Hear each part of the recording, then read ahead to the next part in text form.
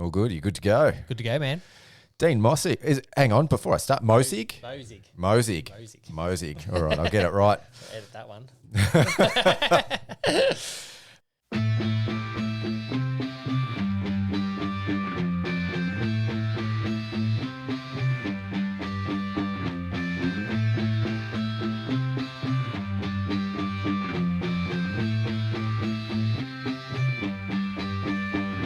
There were times I was lost, dark had fear, couldn't see through the rain. In the end it was clear, hit the fan. I was more than one man who was there to lend a hand. Together we'd stand, always had my back, my guardian soldier. Team pulled together, united we conquer. Blessed is he who in the name of charity carry me when I'm weak, straight through the valley of darkness. Pitch blackness, the heartless, regardless, fear couldn't part us. Thick and thin, there by my side. At times we collide, but in the end we ride. Thick and thin, there by my side. At times we collide, but in the end we ride. We ride.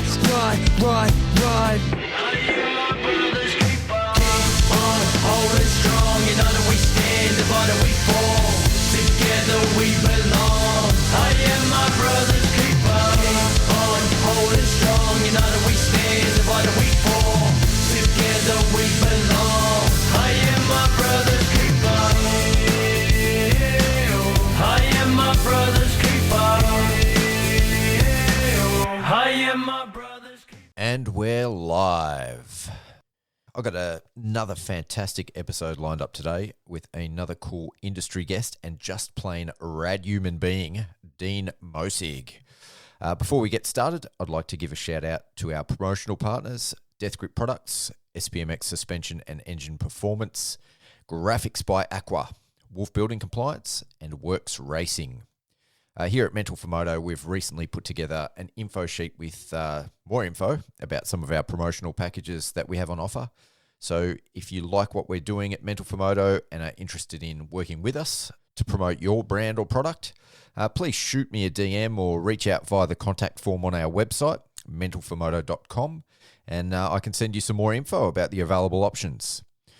Okay, there's a bunch of exciting stuff happening here at Mental for Moto.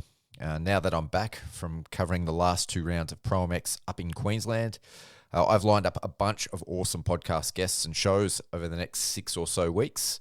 And with the Australian ProMX Championship all done and dusted, and the pointy boy season that is Aussie's Supercross fast approaching, there is lots and lots to talk about. Of course, we'll also be covering the WSX Championship and touch on the AMA stuff over in the US as well. Also, our latest merch order has recently arrived and will be dropping on our website soon. We'll be putting some of the proceeds from every t-shirt and hoodie sold towards our 2024 Mental for Moto Rider Support Program. So if you purchase some of our merch between now and the end of the year, not only will you be helping to support Mental for Moto, you'll also be helping out a number of privateers as well. We'll be announcing more on this over the coming weeks. All right, it's time for the show to begin. As I said earlier, my industry guest for this episode is Dean Mosig. Dean has his fingers in a number of different pies when it comes to the moto industry. He's a senior sales coordinator at Peter Stevens Motorcycles and a Yamaha brand ambassador. He's a content creator, having recently completed a very cool series of product reviews online for Fox Racing Australia. And he's also a pretty decent rider, being a long-time MX1 A-Grade motocross racer, a former Supercross racer, and now at 32 years of age, also moving into the vet ranks as well. Dean Mosig, welcome to the Wolf Den, mate. I'm super excited to have you in the studio. Thanks for having me. I'm excited too. Yeah. So you've been busy, lots going on at work, Yamaha e-bikes, you raced your first national, you got to test the Stark. Perks of the industry, man. No, it's been really good. That's probably one of the things I'm most grateful for with my role with Peter Stevens is just the opportunities and the things that I get to do, which, you know, are my job now. Yeah. You know, things that I think, man, this is awesome, regardless of it being work related. The fact that it's my job is I still manage to pinch myself here and there. Love it, man. Absolutely love it. Yep. Well, you've sort of already cracked the egg there. So tell me a bit more about your role in the industry. Perfect. Yeah. So I work at Peter Stevens Dandenong. Yep. We're a multi-franchise business. So we have, I think, under the roof at Peter Stevens Dandenong alone, we've got 14 different manufacturers that we sell. A lot of the bigger manufacturers, we have, I guess, representatives that solely manage that. So I look after the Yamaha department for Peter Stevens, Dandenong sales, purchasing, some degree, some of the marketing. Yep. Pretty much treat that as my own, which I absolutely love. Yep. Is that just for Dandenong or just for Dandenong? Yep. So I'm based at Dandenong. And so how long have you been doing that for? 6 years now. Oh, 6 years, yeah. So I come from, the typical male narrative, get a trade when you leave high school because all your friends are. Yep. And, between I got a plumbing apprenticeship done, was commercial roofing for a few years, concreting, fell into the family business for a few years and just was never happy, dude. Yep. Didn't fulfill me. I had no motivation to want to do it. I was pretty sick of having a beat up body and doing hard labor. When the opportunity came for me to have this role at Peter Stevens, man, I jumped on it and it's changed my life. Yeah. It's been awesome. So how did that come about? Actually had a crash at Melbourne Supercross in 2017 and was unable to go back to my job as a commercial roofer. Yep. For a handful of reasons. And it was pretty much at one of those points where I thought I'd hit rock bottom. I was living on my own, had house repayments, things like that. Had no idea what I wanted to do. I actually went into Peter Stevens. I'd been a store level rider for the dealership for a handful of years and knew everyone pretty well and just sort of told them my troubles. I said, hey, I've had this accident. I'm not allowed back on the union job sites for a handful of reasons and, injury related. And I don't know what I'm going to do. And just by chance, the week that I'd gone in there, the fella who was doing the Yamaha sales for the business had quit. Yeah, yeah. And they said, look, Dean, we know you've obviously been racing Yamahas for a while. You're very passionate about the brand. You've got the gift of the gab kind of thing. We think you could do this job. Do you want to give it a go? And I was at a point in my life where I really had absolutely nothing to lose. And I just thought, you know what, I'm just going to give this my all and see where it takes me. If it works, it works. If it doesn't, it doesn't, and best leap I ever made. That's so cool. Yeah. So cool. That's such a cool story. Yeah. So what your day-to-day look like?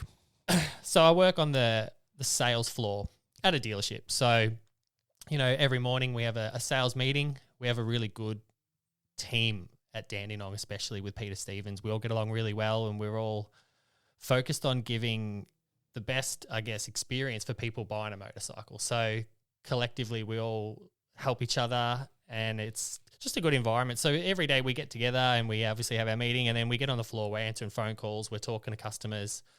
I work pretty much directly with Yamaha. Yep.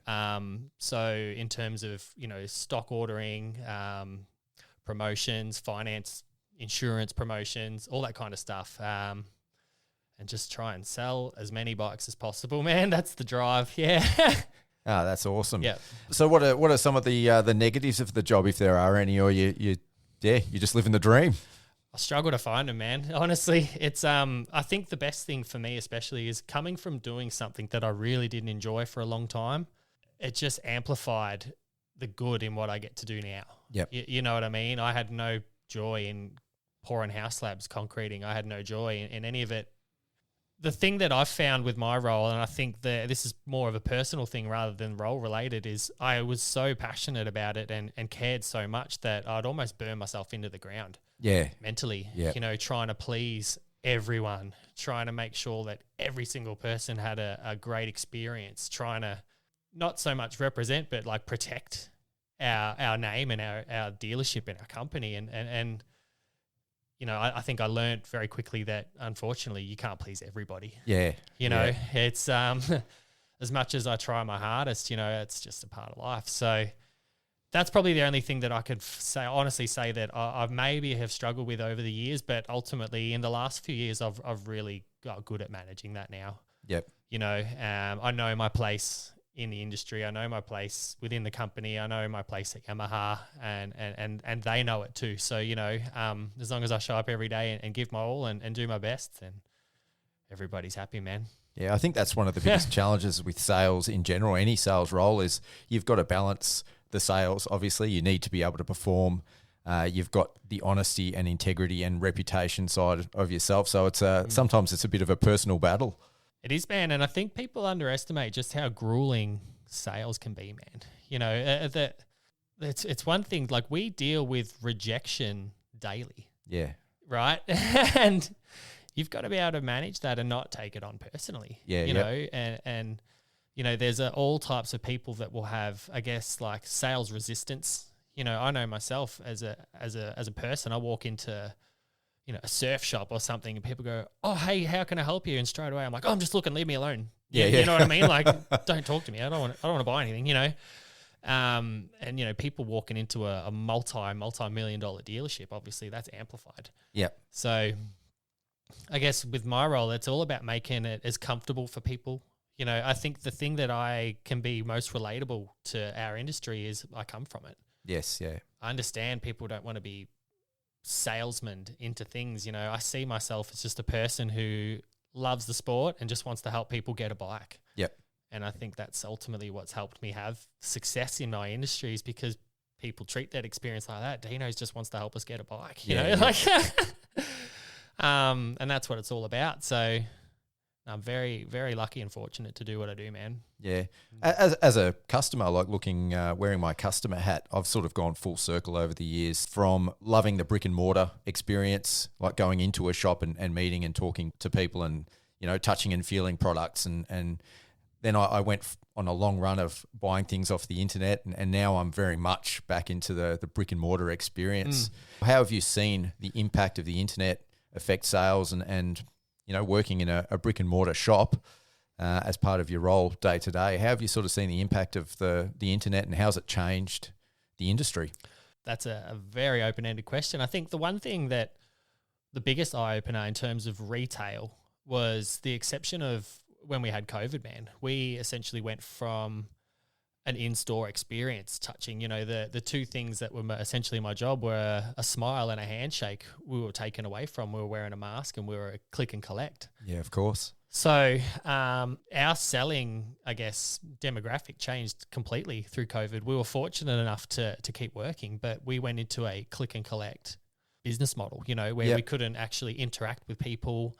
We were purely just taking orders over the phone. Yeah, become a bit more impersonal, yeah. Yeah, and it did, and it lost that personal touch, you know. And I actually, as much as throughout those times, you know, manufacturers in the industry actually flourished. Bike sales was one of the very few industries that actually did well out of COVID. You know, that was one of those things that was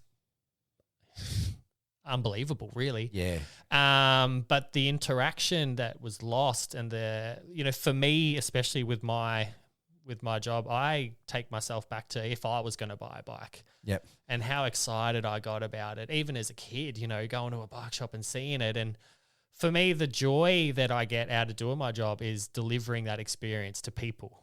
You know, I treat every person buying a bike as if it's their first, or it's a special one, or it's, you know, because it should be, man. Yeah, yeah. It should be. You know, essentially we work in a big toy shop. Yep. You know, and there's a lot more, unlike the car sales industry where it's very process driven, very formal, no real element of passion attached to buying a Toyota for the family or whatever, you know. That's what separates us in our sales roles, is just about every single person that's coming in to buy a bike has a background as to why they're there. 100%. Or, you know, like I've had some people, older people, that had saved for 10 years to have a certain bike that they'd desired for a very long time, and it's a retirement present, or it's all the way back down the line to parents buying their kids their first Pee-wee 50. Yeah. And seeing the excitement on the kid, or whatever it is, you know, and that's what I really connect with my role is. I guess I relate it back to myself because I understand it, and obviously try and make that experience memorable for all of them. Yeah, that's got to be pretty rewarding for yourself as well. It is, man. It is. And that's what keeps me going, and that's what I think I still love about the sales thing. And obviously having over the years built a really good relationship with everyone at Yamaha and that, and, you know, it's just a good vibe. You know what I mean? Everybody gets along, and, you know, we all enjoy, I guess, having our success equally, man. It's really good. Yeah, one aspect I'm definitely picking up, and I think it's a challenge again for anyone that's selling stuff. You're very connected, and I can tell you're very passionate about the product as well. Yeah, and people see that straight away, you know. And I think that's why there's selling a product, and then there's believing in a product. Yeah. And I guess from a consumer perspective, if they can come in and, I was very fortunate over the years. I've been, when they brought out the new YZ 450, I was one of the first people to ride one, and people were coming into the store genuinely interested in wanting to know what I thought of it. Yes. Yeah. And I guess that's the other thing where I've got, a history of riding and racing and knowing the product, and almost gives me a bit more credibility as well. When we talk about, hey, do you think this is right for my kid, or, is he ready for a 125 or whatever? You know what I mean? It's, it definitely helps in a credible manner for sure. And so how honest are you in the feedback that you provide? I am, man, because, there's people that want to make a sale. There are people that they're because it's a job. And, if someone comes in and goes, hey, I want to buy my kid this. I've had people that have come in and go, oh, I want to get my kid a first bike. We want to buy a YZ85. Kid's never ridden a motorcycle before, and I go, okay, man, this is what I think you should do. Start him out on a TTR 110. Yep. Let him ride a bike that's a 4-stroke and it's easy, centrifugal clutch, work your way up. And because a lot of the people purely don't have the understanding or the knowledge. They go, oh, yeah, 85 looks like a good size. Let's just throw him on that. Kid buys it, flips it, hurts himself, never wants to ride it again, and he's terrified of a bike, There are people in the industry that go, yeah, 85, man, yeah, perfect. Yeah, he's the right height. Where do you want to sign? Let's go, And I think especially with, I guess, the customer base that I've built now, it's built on that integrity. Yep. It's like, hey, do you think this is right? Is this the right thing? In terms of longevity, man, that's probably one of the most important parts of this job. Yep. There are not enough people in the industry to sell to once. Yeah. Unfortunately. Yeah. You know what I mean? It's a certain pool of people within our market that, man, you burn them once, word is like wildfire too, So you build a good reputation through integrity and a genuine care for people's experience on the motorcycle.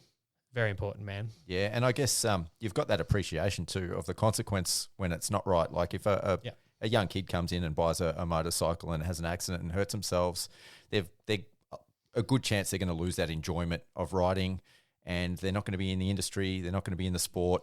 And so that's a really critical component, I think, anyway, of that experience when people are starting out in the sport. You've hit the nail on the head, man. And I guess someone like myself who genuinely cares for the well-being of our sport and our industry, the more people that we can introduce to motorcycling in general, be it racing dirt bikes, buying their first road bike, getting a scooter, whatever, whatever helps our industry continue or even grow, are within my best interest, man. I want to see people get a motorbike and have the experience that they desire. Have the experience that I get from it, man.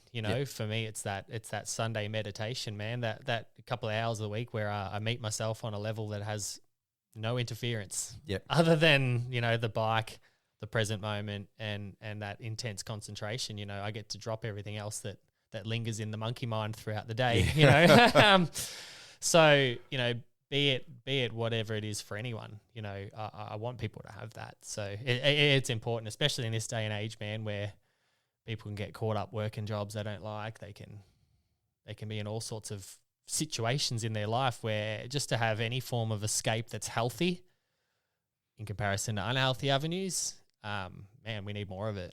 Yeah. Yeah, it's so easy at the moment. I've got kids now. They're 13, 15 and 17. It's so easy for them to not go out, like to just sit at home, and because everything's here. The entertainment's here, the comfort's here, the food's here. They can communicate with their friends. So that's one of the things I love about motocross, even for myself. Like it's easy just to go to work every day and come home, but it gets me out. It gives me that experience. It gets me talking to other people, and I think that's something that needs to be encouraged amongst the younger community as well. And that's touching on the social component. It is such a social circle. I can attribute pretty much all of my friends from riding or racing dirt bikes. My social circle revolves around being at the track and and the friends that I've made and the experiences that come along with riding dirt bikes, the travel, the experiences, all of it. There have been times where I've had, say, injuries or surgeries and been off the bike for a long time. And I begin to realize that a lot of the time when I go riding, it's not necessarily always just riding the bike. It's the social interaction of seeing your friends at the track. And, I would find myself, 2-3 months down the line of recovering, going to the track to watch my friends and just to be there. Yeah. You know what I mean? It's very important, I guess, especially with the day and age we live in where, the internet is rampant, and people are connecting in different ways rather than in person. Yep. It's good to have social skills. Yeah. Social skills are very important, and I feel like they're lacking in people because of the lack of social interaction we have now. Yeah. Yeah. Well, I think those connections aren't real connections. I don't think, No. to go a bit deeper, but you don't get the same thing out of an online interaction as you do face to face. 100%, man. Yeah, I think as humans, we're designed to interact. Yeah. Yeah, it's very not so much. You go back to looking at our primitive ancestry and how we've evolved and what we've come from and doing and interacting in that. And this is kind of like a spoke in the wheel. Yep. A stick in the wheel kind of thing. Yeah, for sure. To do a bit of a backflip though on the powers of the internet, one of your other roles is as a content creator. Yeah, definitely. Tell me a bit about that. Yeah, so it all just sort of popped up randomly. I had a good friendship with Mick Sinclair, who was obviously at Fox for a very long time, and then had a senior management role at Peter Stevens. So it was later in the year last year, Mick approached me and said, "Hey, look, we want to do a product review segment on all of the Fox line over the space of 7 weeks. We'll do 7 different episodes. Do you want to do it?" And I just thought, yeah, all right, cool. I'd never done anything like that before. So it began with, I'd finish work at 5:30 and then we'd spend, a couple of nights a week back at the dealership till 10:30, 11 o'clock at night, filming and doing these product reviews and then obviously posting them across the Peter Stevens social platforms and things like that. So the response to that, from what I heard, was really good. People enjoyed it. They seemed to think that I spoke about the brand well and everything like that. So it just sort of ticked off from then. They said, well, what else can we get you to do? And then I'd done, a few like other different product reviews. I did one on the new YZ when it came out and things like that. And it's just sort of branched into a different avenue that, again, I didn't really know I was ready for or capable of, but Mick sort of seen that and goes, you know what, I reckon you could do this, man. And I trust Mick, I've known him a very long time and have a lot of respect for him. And yeah, I'm stoked, man. I'm actually enjoying it. So yeah, it's a step out of the comfort zone, but yeah, I guess the best growth we have lies on the other side of the comfort zone, doesn't it? So 100%. it's good to get comfortable being uncomfortable, man. Yeah. That's I think the only growth happens out of the comfort zone. Yeah. I get to points now where I'm not doing anything that makes me uncomfortable. I'm like, oh, I'm stale. What am I doing? Yeah, but I really like that that avenue.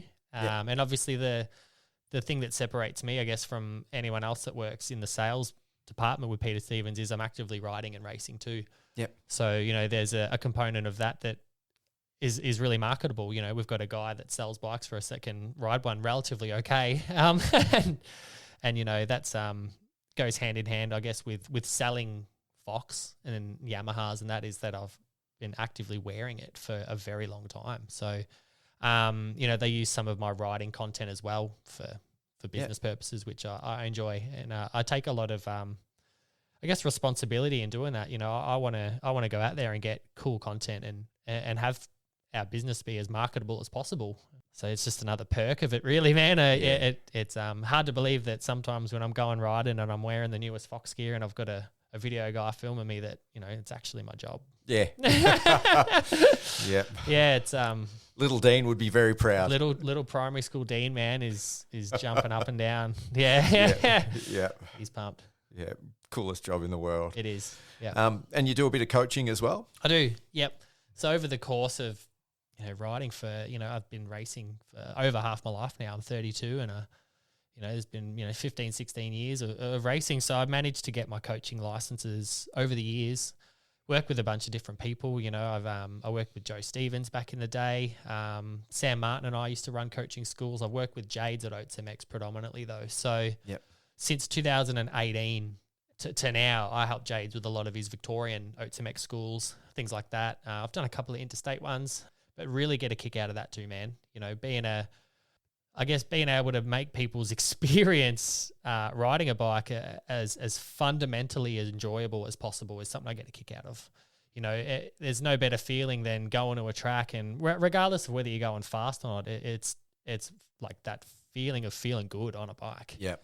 You know, speed is not always as important. It's just clicking on a bike, you know, getting a turn right or feeling safe. You know, you have fun when you're in control and when you're safe. So for me to go and do all the coaching schools, and I guess, again, the human being in me likes to see people enjoy progress, man. I think there is no better reward than progress, especially when you're passionate about doing it.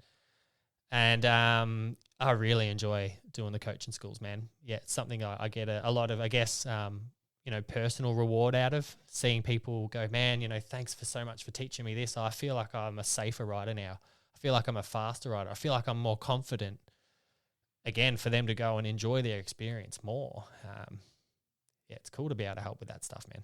Do you prefer coaching like the kids, or do you coach some adults as well? I feel like when we do a lot of the schools, that especially with Jades, we have like an advanced group of riders where we work on a lot of like fine tuning kind of stuff, and I find it's obviously a lot easier.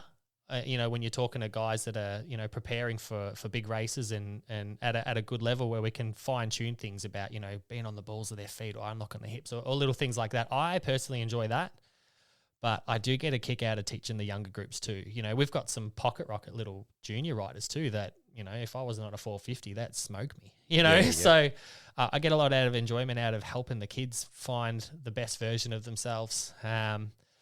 But then again, you know, we've done some schools where it's, you know, first timers, and I guess it's just the perspective of their experience changes again. Yep. You know, they could have a day where they've never ridden a track before. We ran a school at Terrelgan a few months ago where it wasn't our normal group of, you know, like fast kids. It was like first timers. Yep. So the experience perspective changed again. I wanted to make their first day at a track as wonderful as possible. So again, it's all of it collectively is me, I guess, indulging in my own experience, but through the benefit of making other people's good. Yeah. Yeah. Yeah.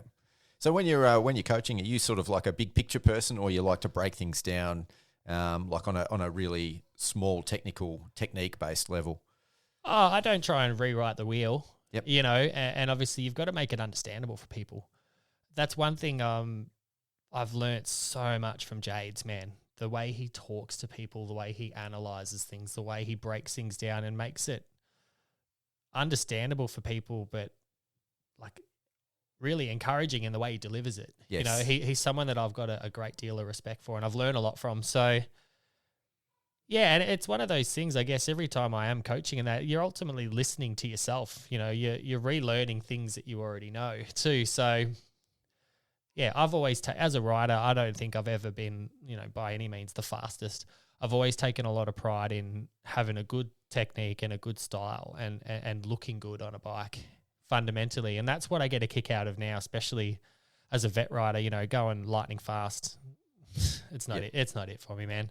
I like going out on the track and feeling effortless and flowing and, you know, almost getting to that point where you feel like you're at one with your bike, when everything clicks. You know, that's when I really enjoy riding a bike. You're not fighting it. You're not, you know, there's been times where I think when I'm riding my fastest is when it feels the easiest. Yes. You're rolling really fast and you're in the taller gears and you know, you're not swinging off the back of the thing, you know.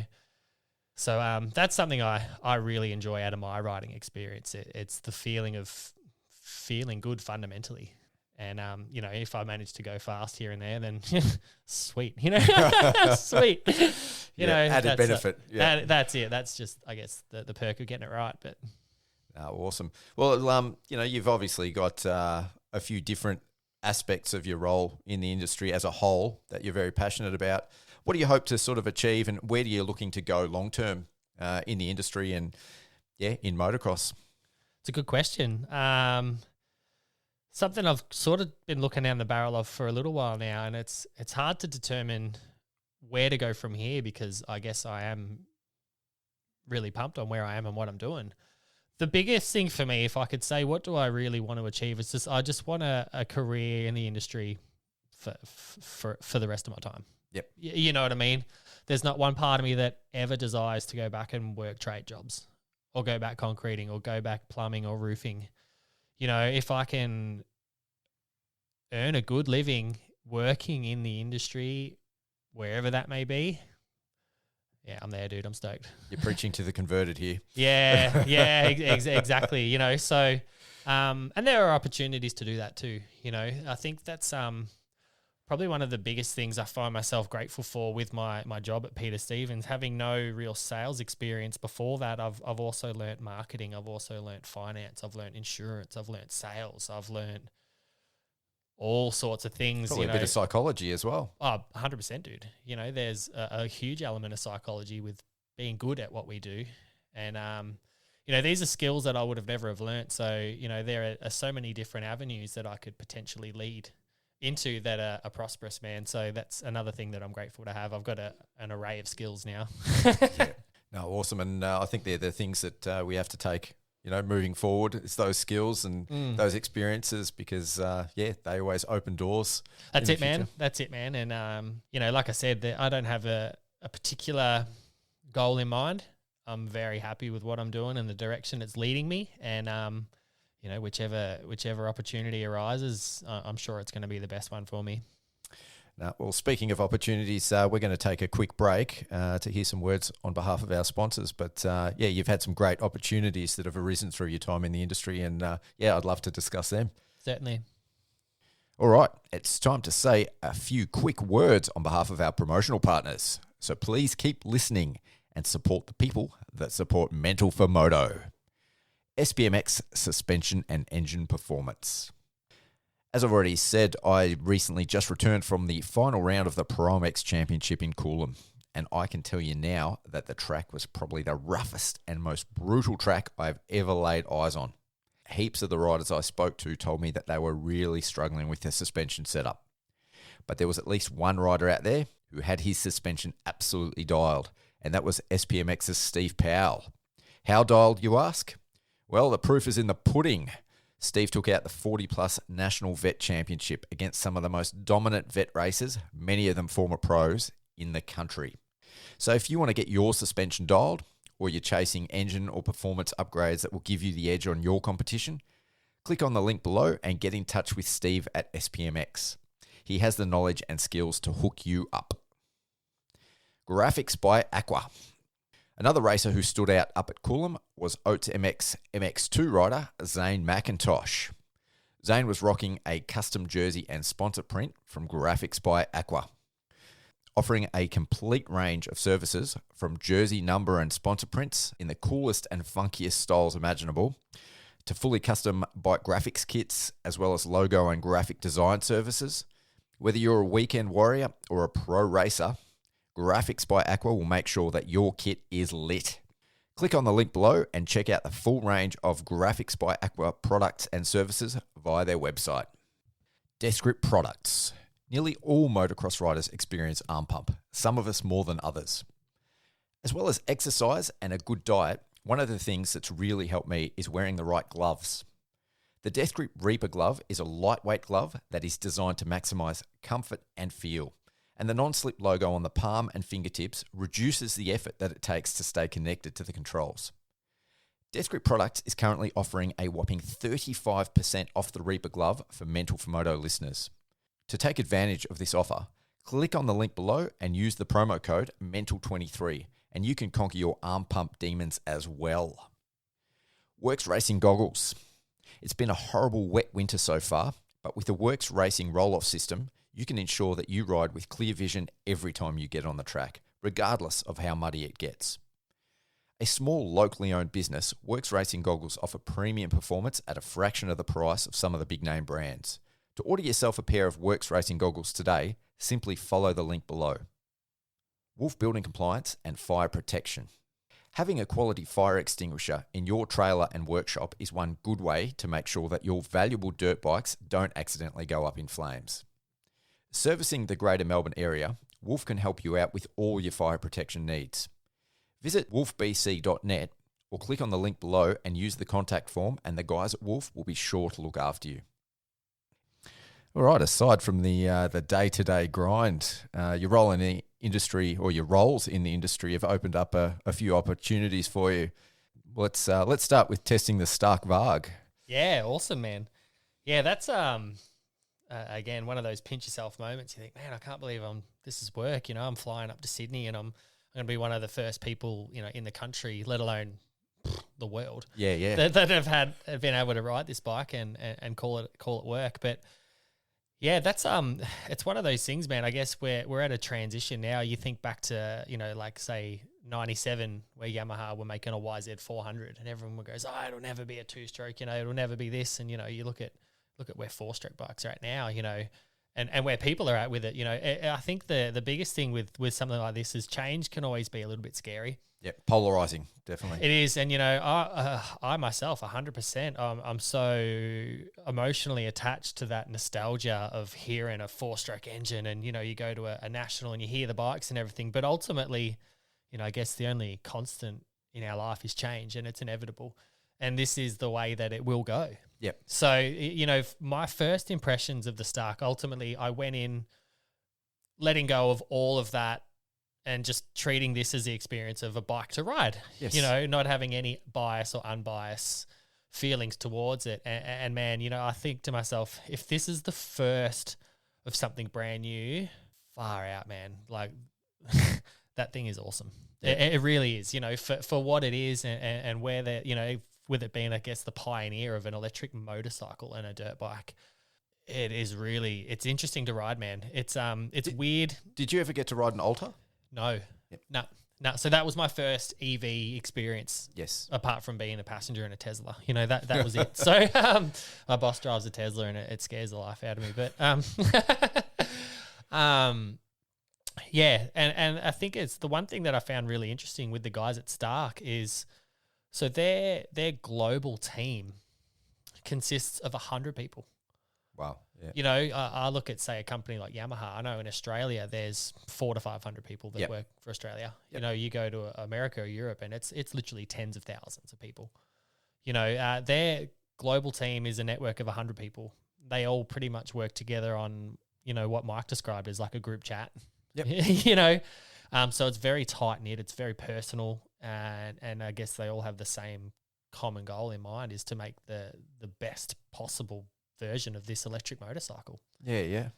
And it is impressive, man. It is. It's going to be, like I said, there's still got to be a lot of people who go, "Oh, it'll never be a four-stroke," and you imagine going to the races and only hearing electric bikes. And it's like, yeah, okay, yeah, you're right. But ultimately, in the future, if it comes down to us having nothing or this, then these things are sick, man. You know what I mean? If this is going to help keep tracks open where there are housing around it, or if this is going to help people, even people personally, if you've got land, but neighbors, and you can't have a bike or a track, you could build a track and have this and not have any noise, ramifications.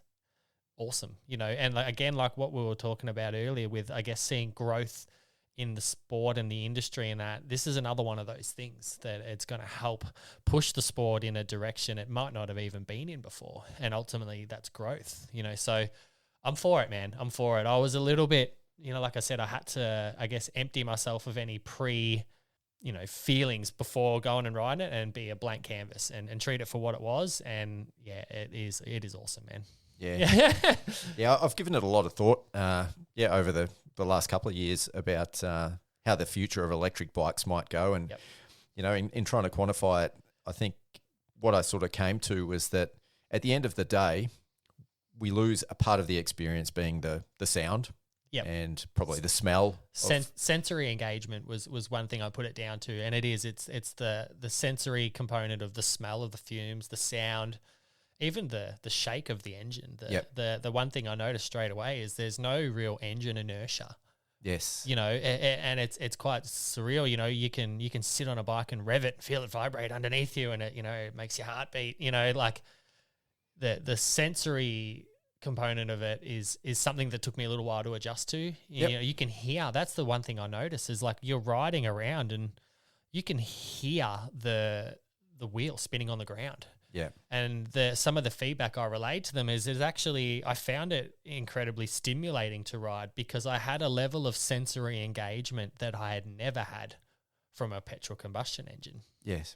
You know, I could feel more. I could hear my suspension chattering. I could, so that in that respect, as much as, you may lose some sensory components from the combustion engine, you actually gain quite a lot too from, I guess, the quiet experience with the EV bike. So it tested me in a way that challenged the way I know how to ride a motorcycle and actually made it highly stimulating. And I think Mike Sleater, he had the same feedback. He just sort of said, every time I ride this bike, I'm learning. Yes. And it gave me an opportunity, especially being a guy that's rather technique focused. You jump on that Stark bike and I preferred the one that has the handbrake. So, really? So it's like a mountain bike. So essentially, so you've got your feet on the pegs with no brake lever, no controls at the bottom, and front brake, rear brake, like a mountain bike. Yep.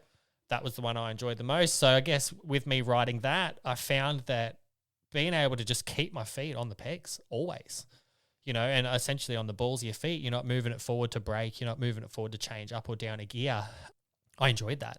You know what I mean? I got to focus purely on the technique side of things as I was riding it. And I enjoyed that, and I actually found that after spending a day of riding it, I jumped back on my 450 back home as soon as I could.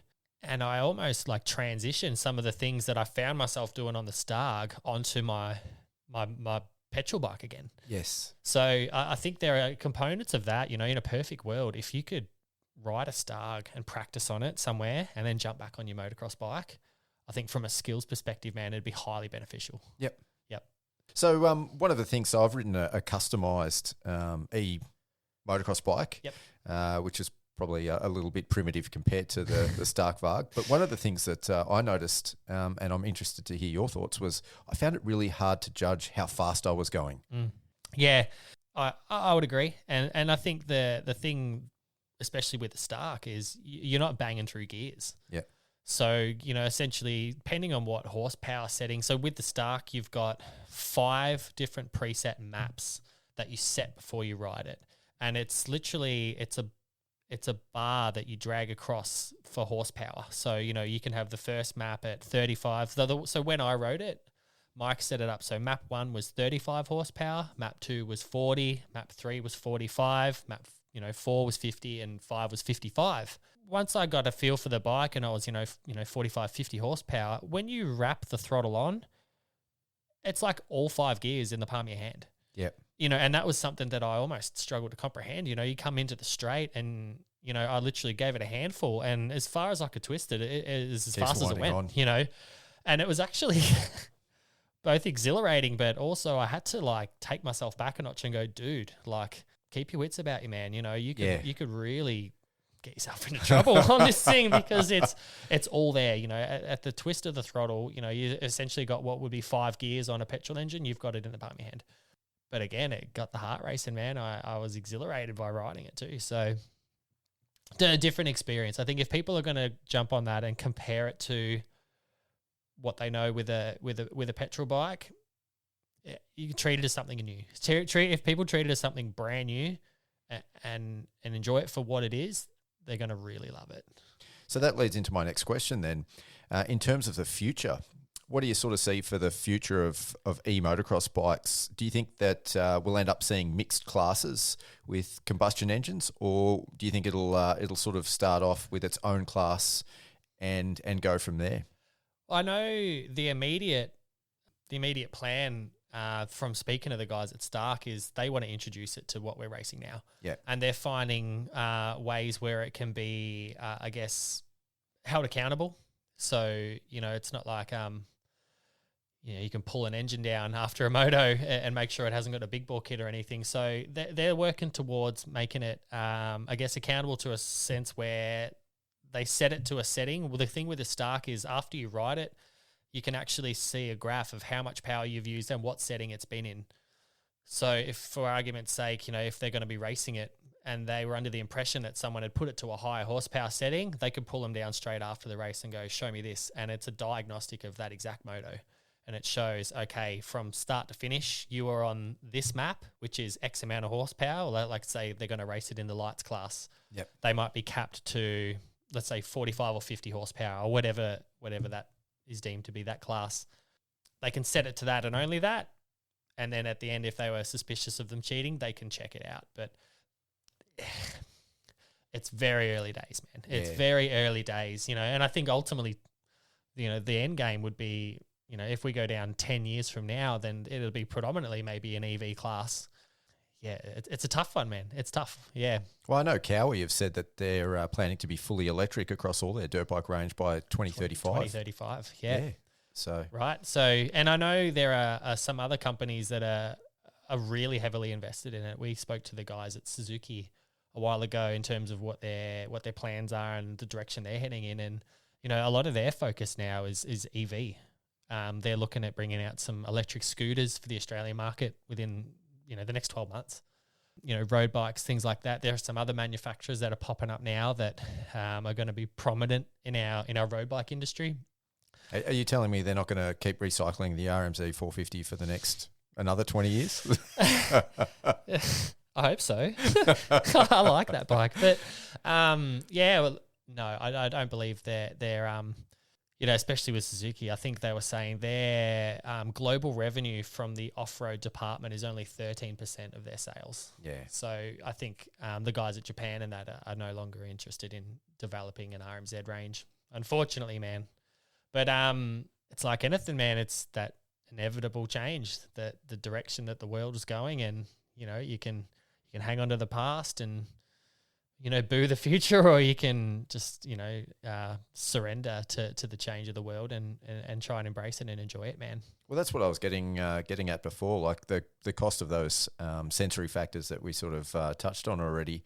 But ultimately, when you quantify it, like all the great things about dirt bike riding are still there. You can still hit that rut and nail a corner. You can still hit a jump. You still get that experience where it's like meditating. You're not thinking about your bills and your worries and your problems. You're out there.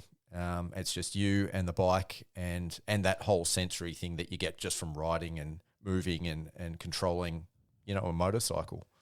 It's that nirvana, man. It's that escape. Yeah. And if that can prolong, I guess, human beings having that for years to come, so be it, man. Rock and roll. Let's do it. I'd like to. There's still a very big part of me that wants to see, petrol engines go until the end of my time. I think there'll be something that involves petrol engines forever. Yeah, it's like classic cars. Whether it's vintage racing, whether it's a separate class, it'll still be there. I hope so, man. Yeah. People are nostalgic. They're not going to let it go. No, you're right, man. And I think the biggest thing as well with Australia, so we, on the global scale of motorcycles, we're not quite even a single % of global motorcycle sales. Oh, wow. Australia. So we are like a drop in the ocean globally for motorcycle sales. So, I guess that's the other thing where other countries may move a little faster because they have such a bigger piece of that market share. They're, I guess, maybe the forefronts of evolution. I think Australia may be still a little bit behind that, purely because of our market share globally with sales. So whether or not that benefits people who are, in the same mindset where they don't want to see petrol bikes go away and things like that, then that may help that. But that's another thing. I think we're still quite a little bit away from the likes of Europe and the United States. As far as the other manufacturers go, we obviously already spoke about Suzuki and Cowie, but what do you sort of think the time frame is for them to start introducing e-bike technology or e-motocross bike technology at the consumer level? I think it would be very naive for me to say that they're probably not already doing it, man. Really. Yeah, I know that the last YZ 450 that came out was nearly 5 years of development. So yeah, I think it'd be quite naive to assume that they're not already doing it, man. It's well underway. Yeah, I think a lot of manufacturers would be pretty keen to get their hands on a Stark and start pulling it apart and having a look at it and seeing what they do and how they do it. And yeah, like I said, it's inevitably going to be the way of the future, like it or not. And I think it's within the best interests of those manufacturers to be the forefront of progression, man. Yeah. Going back to looking at the potential of a mixed class, having it thrown in with the combustion engines, based on your experience riding the Stark Varg, is there other aspects apart from the power and being able to moderate the power to make it the same as the other classes that would give it an advantage as far as, obviously not having that engine inertia, frees up the engine, gets rid of engine braking, obviously allows the suspension probably to work a bit better. Do you think that would give it still an unfair advantage or an advantage at all over the combustion engines? Yes and no. So the biggest thing that I found is actually where I struggled to feel comfortable on it was that lack of engine inertia, especially with myself. I've ridden a 450 for over a decade now. So I rely heavily on that. For me to, say crank a whip or whatever, it's all at the bottom of the up ramp. It's that seat bounce, that brrrr, yep. And, you almost, you curl the bike and then you chop the throttle in the air to get it to dip, and all those characteristics that you can depend on. I felt naked without that. Yeah. I actually struggled. Initially I felt like when I jumped the Stark, it almost felt like a bit of a dead weight because I didn't have that rotating mass underneath me moving. And it's like anything, you hit a kicker bump, on the bike and you panic rev the thing to straighten it out or whatever. I felt like without that, I was a little bit vulnerable. Yeah. You know what I mean? So I was, again, that, like I said, it challenged the way I knew how to ride in a stimulating way. But yeah, that was probably one of the only things where I can honestly say I enjoyed riding the petrol bike maybe a bit more. But I guess the selling point that they try and say with the Stark is, okay, you want to, let's say you're a privateer and you want to get 4 or 5 more horsepower out of your bike to be competitive. The money and the time that you need to spend, you're doing pistons, barrels, cranks, you name it, ECUs, to maybe get 3 or 4 horsepower, versus literally jumping on your smartphone and moving your finger. That's the selling point. That's where I think it's appealing in that respect. You can have anything from 10 to 80 horsepower. Yeah. At the scroll of a finger. And I guess from as far as a racing perspective goes, you can actually then have an equal class. So everyone from your privateer to your factory guy could be on basically what is an equal motorcycle as far as the engine power goes. And that's something that we've never, ever seen in combustion engines. Like if you've got the money and the knowledge and the access to, factory development, there's always going to be that big discrepancy between your privateer rider and your top factory guys. Whereas the e-bike technology has the opportunities there to level that playing field. I was going to say it levels the playing field, man. And that's racing in general, man. You look at, say, imagine trying to go and race Formula One. You look at the money, the millions and hundreds of millions of dollars that goes into development and R&D and testing and things like that, versus a satellite or privateer, people trying to do that without the funding, man. And the differences are astronomical. Yeah. In what money can get you in racing. And that's always been the narrative with racing, not always, there's quite often, I always love seeing that underdog who was on a clapped out bike with no stickers on it, come out and beat all the fast kids. That was always something I got a kick out of. But yeah, again, you're right. It has the ability to let talent speak rather than perhaps financial funding and things like that. So yeah, that's a very valid point. Yeah, and I think it's something that's actually going to shake up the industry a bit because not everyone's going to want to see that. Obviously the factory teams that have access to all that technology and have that funding may not want to be on a level playing field. So it's going to be interesting to see how it goes. Before we move on, I think the question when it comes to electric technology that's on most people's lips, and you've had a chance to test it out, battery life. Like, we know how the bike performs, but did the battery life sort of stand up to expectations? Yeah, so that's a I guess a trivial point at the moment. So to my understanding, the battery life with the Stark, it's probably just over an hour. That's pretty good. Well, that's the other thing, right? People go, oh, an hour, that's it. But you go, okay, well, how many times have you gone out and done a 1 hour moto? You know, I know myself, 10, 15 minutes, I'm looking for the car park to go and have a water, So I guess as long as you can get the thing on charge in between your rides, there's no reason why you couldn't do a whole day of riding. Yeah. In terms of maybe the enduro guys, it may be an issue, where they want to go out for a couple of hours or something. It ultimately depends on the way that it's ridden too. So if you're on, say, a lower horsepower setting, it doesn't use as much battery versus whether, you're going to be, say if you're on 60, 70 horsepower and you're hammering the thing, naturally it's going to use the battery quicker. So I think that's something that's going to come along with development and making them last longer. Again, I keep alluding back to the fact that this is the first of something. It's in its infancy. It is at its primal infancy. So, to have something that's already this good off the bat is kind of where I keep bringing myself back to. It's easy to point the finger and go, it doesn't do this, it doesn't do that. But you got to kind of take a step back and go, man, we're going to look, say 10 years from the future, and we're going to look back at this and go, man, like that was it. That was the start, So the guys at Stark have really, just the R&D that goes into the finish, even the finish on the bike, and just they're a beautiful looking thing. They are, and it's not until you see it in the flesh that you can see just the sheer engineering that's gone into it and the little things. They have cut absolutely no corners. Yep. Yeah, I had a good look up at Coolum.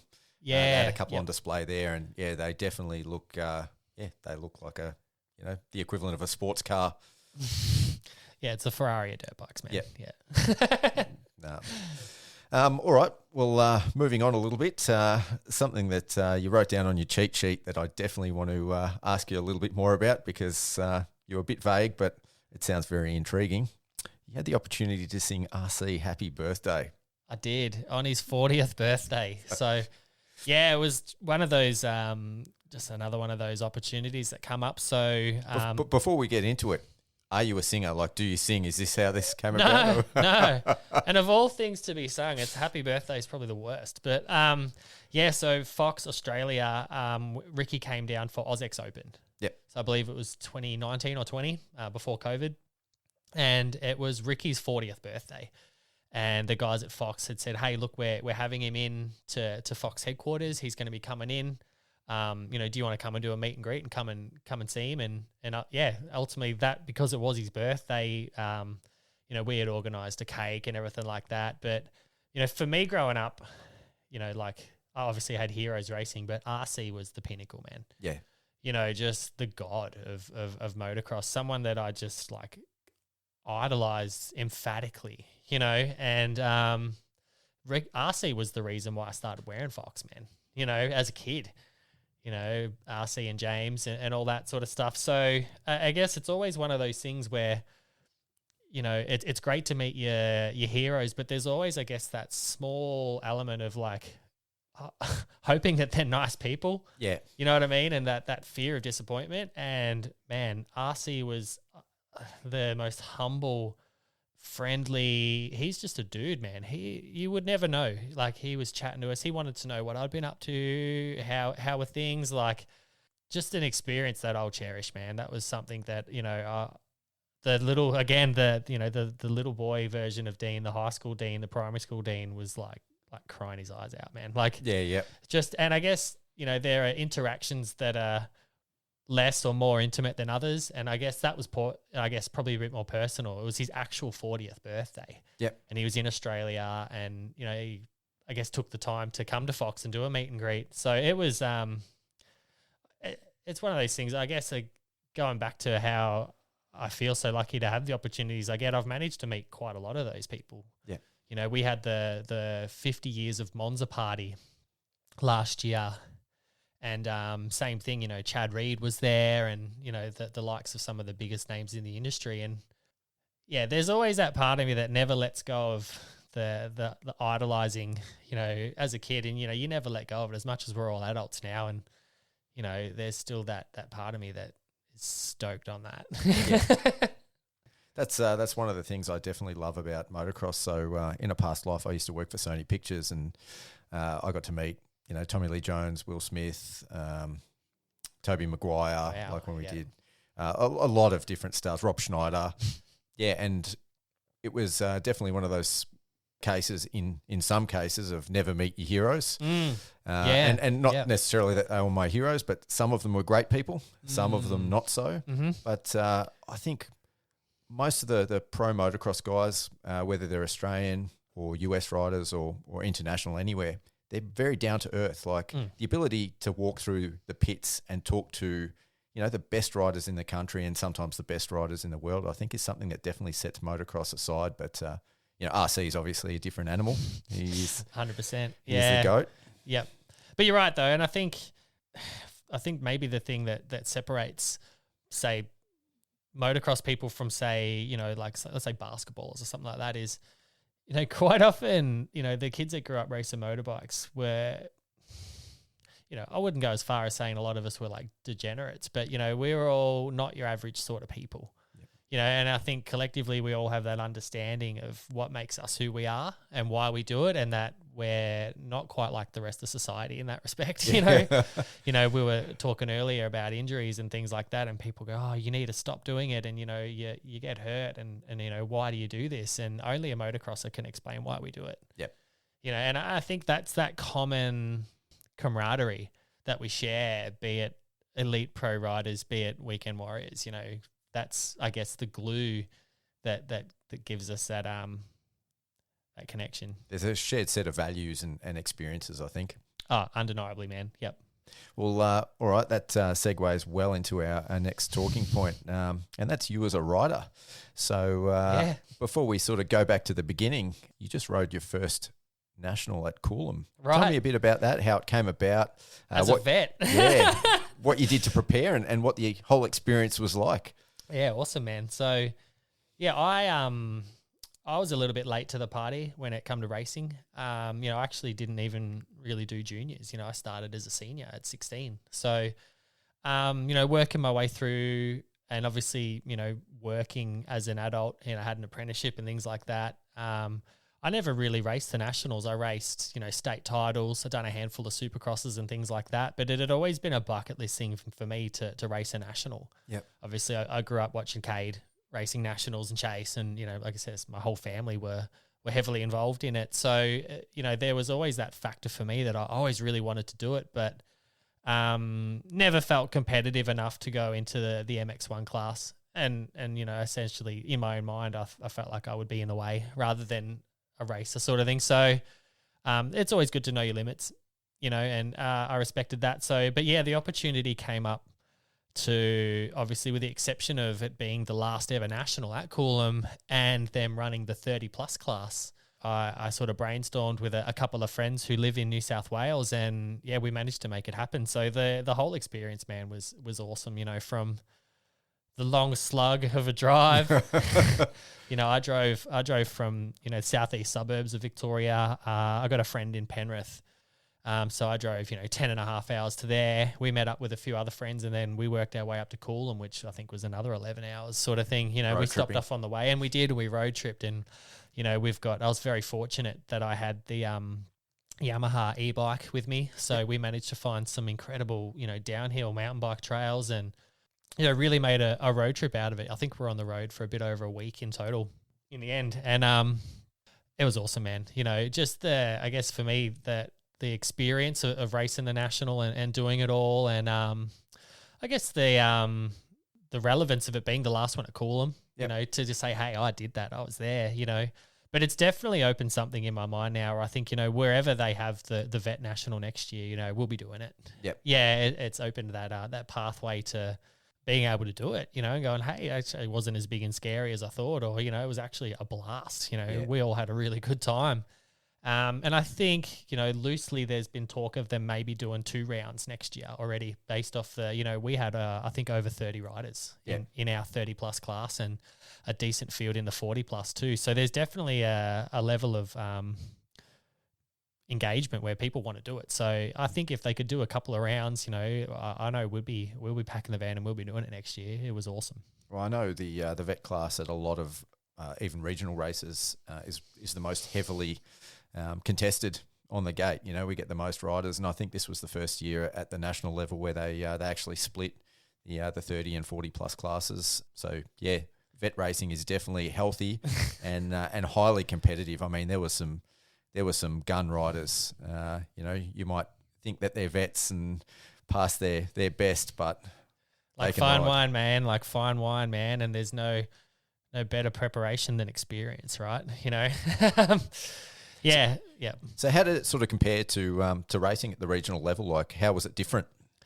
I just think the depth, I think from racing Gippies and Vic titles, as competitive as Victoria is, man, you go to the 30-plus class at the Victorian titles, there are 10 dudes that were all really good A-graders in their time. And 5 or 6 of them are still racing A-grade. They ride vets on Saturday and A-grade on Sunday. You know what I mean? So by no means is it a slouch or anything. There are some really good dudes. But I just think we're getting up to Coolum, and obviously the depth that class had, the top 20 guys were really fast, and obviously, your handful of, obviously the first sort of, the first 1 to say 8 guys were all dudes that performed well at nationals over their career. The top 10 was they were all guys that had ridden for teams and had success on a national level already. So, but that's what you expect, man. That's why you go to a national. You go to race the best of the best, and see where you stack up and enjoy it. But it was cool to see. Out of everything, I just thought, man, how cool is this? Yep. You know what I mean? And I guess that really, for me, it shows the love that people have for the sport. It's not just a young man's sport. People can do it well into their 30s and beyond, and still do it, man. You look at, I even watched, because they did split it, I got to watch the 40-plus class, man, and guys like Steve Powell and Cameron Taylor and, Shaq from Victoria, those guys would make me look like an idiot. They are seriously fast. Yeah. And hats off to them, man. They're well and truly into their 40s, and they got families and businesses, and life's outside of riding dirt bikes, and they still ride like professionals, man. It's awesome. and like I know Powley reasonably well, and I've spent a fair bit of time at the track with him and racing. And one thing that I've noticed with him and that I saw at the nationals, I feel like he's still improving.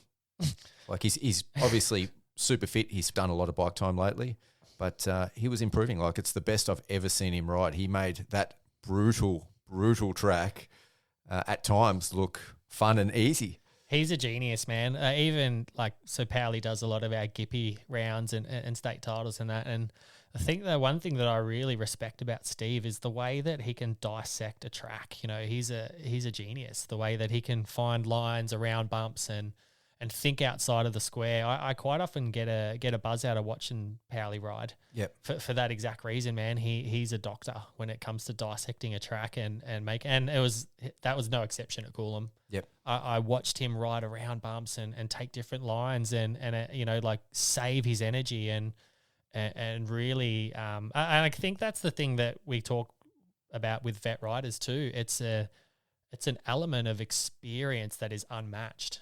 As much as the guys that are young, they've got the bodies and the metabolisms and whatnot to perform physically. When it comes to that kind of experience, guys like him or Camo or any of those guys, they could go to any track in Australia and tell you what you need to do, what your bike setup needs to be, how the track's going to break down, how to ride it. And the only way that they have that information is from experience, So I guess when it comes to racing vets, man, it's a different level of skill set because it's you're working with guys that have got half their life's experience of riding these tracks. I'm sure Powley's done many laps at Coolum over his time, and it just makes me obviously respect them so highly. Yeah, it's that old adage of between efficiency and raw speed, I think. Yeah. and just heart, man, just flat out heart. Oh yeah, You know, sure. I'm sure as easy as he made it look, man, I'm sure at some stage. Oh, I know. motos, Talking to him, it wasn't easy. he for was sure. hurting, man. He was hurting. You know, we all were, and you know, that's like I said, I have the utmost respect for all of those guys, man, for sure. Yourself included, like as someone that's, you know, usually the sweep rider end of the field in the vet racing, I looked at that track and it did not look fun. I wouldn't have wanted to do a single lap out there, as much as, you know, the scale of the event would have made it awesome. It looked brutal and it looked super, super tough. Yeah, dude. I was a passenger for the most of it, and like a passenger hanging on for dear life, you know. But again, it just sort of built to that I guess that Everest experience of, you know, like I guess the thing with racing dirt bikes, and I think why a lot of us do it, is because, you know, we meet ourselves at a point of suffering, and, you know, I guess we meet the true versions of ourselves. And, you know, I know even the first moto, man, you know, got to the halfway point and I was really questioning how badly I wanted to finish that race, you know, because I was, you know, and I think that was the other thing, because I hadn't really ridden a track that gnarly. Once I pumped up and lost the flow, I was gone. Yeah. You know, it's not like there was a couple of big jumps where I could free my hands up, take a few deep breaths, you know, reset and go. There is literally nowhere on that track to relax. Yeah. Literally, maybe after you finish the last jump coming onto the start straight, and I'm talking for like 1.5, 2 seconds, you could take a breath.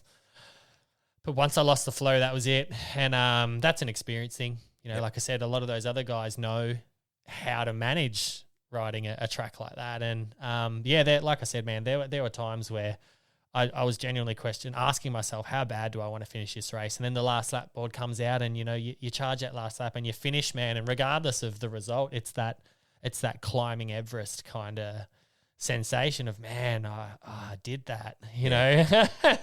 You know, I was never going to go there to try and win the thing. You know, I was literally going there for the experience, and that's what it was, you know. Oh, it was definitely a good Suffer achievement, fest, I think. Yeah, Sufferfest, but something to be proud Yeah. of. And you walked away with a few sore ribs just to, 4 broken ones to be exact. Yeah, funny story about that. We obviously I crashed. I had a pretty high side late in the second moto, and I was winded, man.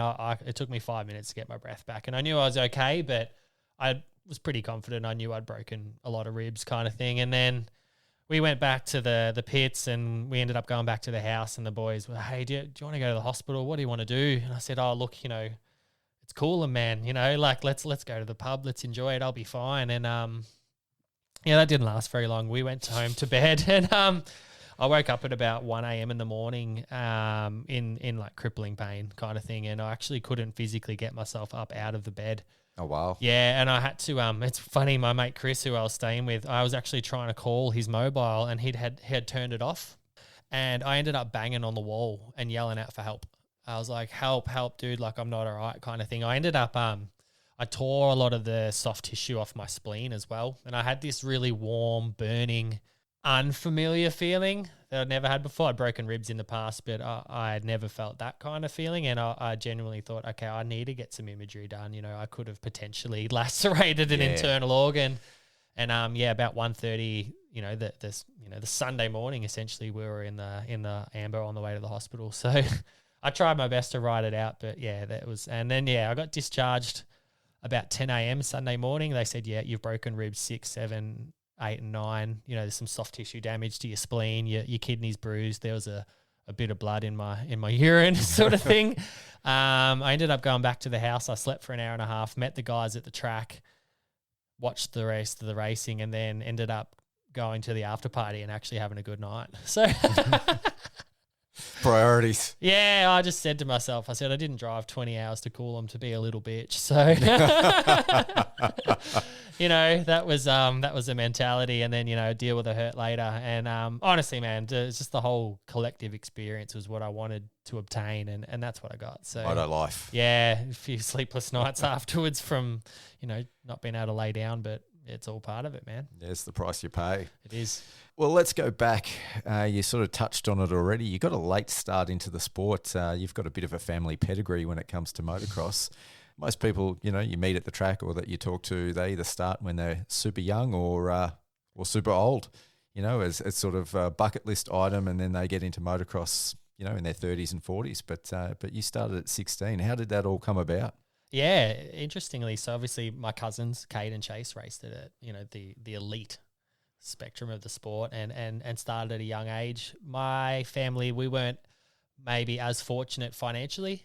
So we didn't really have the money to do that. Honestly, we obviously grew up riding dirt bikes. We would ride out at the track with Cade and the boys when we were younger, but 2-3 times a year kind of thing. I was so obsessed with motorbikes from my earliest memory. I remember being this way. I think it got to a point where Dad got sick of me nagging him. Yeah. It really did. And, he just seen the obsession that I had and did everything he could to fund it and make it happen. And he did, I remember him pulling his hair out in the earlier days. We would ride Hondas and they would blow up and things would happen. And, I'm always going to be, eternally grateful for Dad doing that for me, man. So he wasn't a rider himself? Not really. Nah. They grew up as market gardeners, my dad and Trevor, and then obviously got into the concreting industry, and that was it. That was their fate. So yeah, I did one junior race at 15. It was a Gippy at Blue Rock, and I ended up getting T-boned in the air and broke a number of bones, and that was it. That was my first racing experience, was a Gippy where I got T-boned over the air in a jump and broke a number of bones. And, obviously internal conflict between my mum and my dad. Mum really didn't want me racing. Yep. She had seen, obviously, the injuries that Cade and Chase had through their time. And, they'd had people they know that had died from racing, so obviously it's a mother's biggest fear. But, I didn't really start racing till I was 16, as a pretty much a fresh kid coming in racing C-grade lights, and going to the Gippies and the Vic titles and, club days. We started out at Rosebud in the sand, which was very testing at the best of times as a learner. But yeah, obviously just it became my life after that pretty quickly, And as the years got older, Dad unfortunately had a few spinal issues where his mobility is not very good now. It's hard for him to be up on his feet and coming along. And, I think the old days of him sitting in the passenger seat of a clapped out high ace were hard on his body, So naturally I began to, just do it on my own and with my friends and things like that. And that's when the lifestyle component really kicked in. I was obviously working trade jobs and just hanging out for the weekend. We were booking a motel somewhere and we were going to somewhere to race. And, back then it was a large group of us, I had 4 or 5 friends and we were all going away menacing and, seeing new towns and road tripping. And that was for the large part, the most fun. Yes. Yeah. Just the experience, we had our group of friends and we were going and, I raced Western regions, I raced Gippies, I raced Northern regions. I got as much experience as possible riding as many tracks and seeing as many different parts of the country and all the state at that stage. And it's that whole collective experience, man. It's not just racing the bike, it's the lifestyle that comes along with it and the friendships and the escape, the travel, the long, even the long hours in the van, man. It's all part of it, you know. So that's something that I've really clung on to, even as I've gotten older, I still really enjoy it, man. Even if I'm going away racing on my own, I look forward to that time on my own, driving in the car and, it's like an escape from reality, I guess, that I look forward to. So yeah, very much that was how it happened. But yeah, I sort of, it didn't take me very long to get to like move up into A-grade. And then, I think it's been about, 11 or 12, I was sort of in A-grade and I've sort of been hanging around there ever since, and now vet races and stuff now, and just more so doing it for the love more than anything. I never had ambitions or desires to be as good as Cade was or any of the factory guys, Yep. And I've very much come from humble beginnings too. So I almost, in my own mind, feel like I exceeded as good as I thought I was ever going to get anyway. Yep. So I've just kind of ridden off that and enjoyed it. You know what I mean? I think the biggest thing for me was getting a 2-digit number. You know, when you got graded to A-grade, you got a 2-digit number. Unreal. And that was something that that was like, I guess, a bucket list thing when I was younger. I always wanted to have that 2-digit number. And yeah, ever since then, man, I've just enjoyed it. It's like, yeah, sweet. You know, in my own mind, I made it to where I sort of wanted to, and everything else has just been a massive bonus. So yeah. And it's good to not get fooled by any, you know, form of ego or illusion. It's good to know who you are, your limits, and not be, you know, I guess the biggest thing, I guess the root of all suffering is comparison. Yep. And comparing yourself to other things and other people. But when you realize that, you know, hey, I've become, you know, the best version of what I think I was going to be, that's it for me, man. That's it. You know, as long as I feel like I'm healthy and I'm riding well and enjoying myself, that's the primary focus for me now, is just to enjoy riding. Man, it's all gravy. That's it. You know what I mean? Like, that's it. You know, I don't care if I go to a race and get smoked. You know, it's like, hey, if I feel like I tried and I was happy with the way I rode, then the result was the result. You know, it's not about that. So that's one of the things I love about motocross, and I think the same is true when you get a lot of high risk activities. Like you look at something like surfing, or you know, something that has that social appeal. Compared to motocross, I think motocross sort of weeds out the pretenders a little bit, because there's no longevity in it, like in being a pretender. Nah, and getting hurt sucks, man. Yeah. You know, like again, you know, like even after the weekend just gone, where, you know, you come back home and people go, oh, you know, you're crazy. And I've talked to 3 or 4 different doctors that have all said you need to quit riding, but they don't get it. Yep. You know, this is just a part of what we do. And a guy that's pretending will phase out of that pretty quick. Yep. You know, you get hurt or you have something go wrong or whatever, and it's, you know, unless you're doing this because you genuinely really love it, man, because the stakes are high.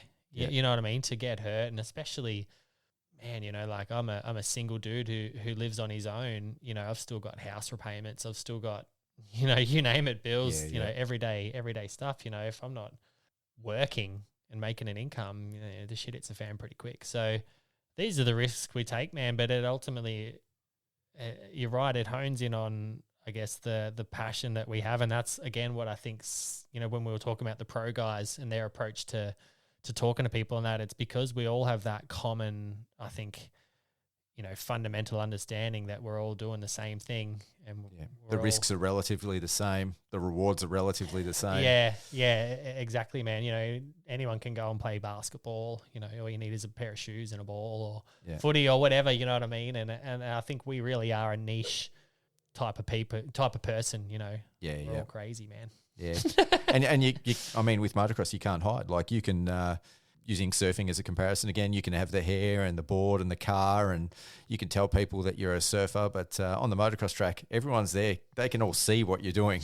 Like, so, you know, I think people respect, it doesn't matter whether you're at the tail end or at the pointy end, you're out there, and it's a camaraderie. Yep. It is a camaraderie. And I think, you know, for me, honestly, I respect anyone that is just out there giving it a crack.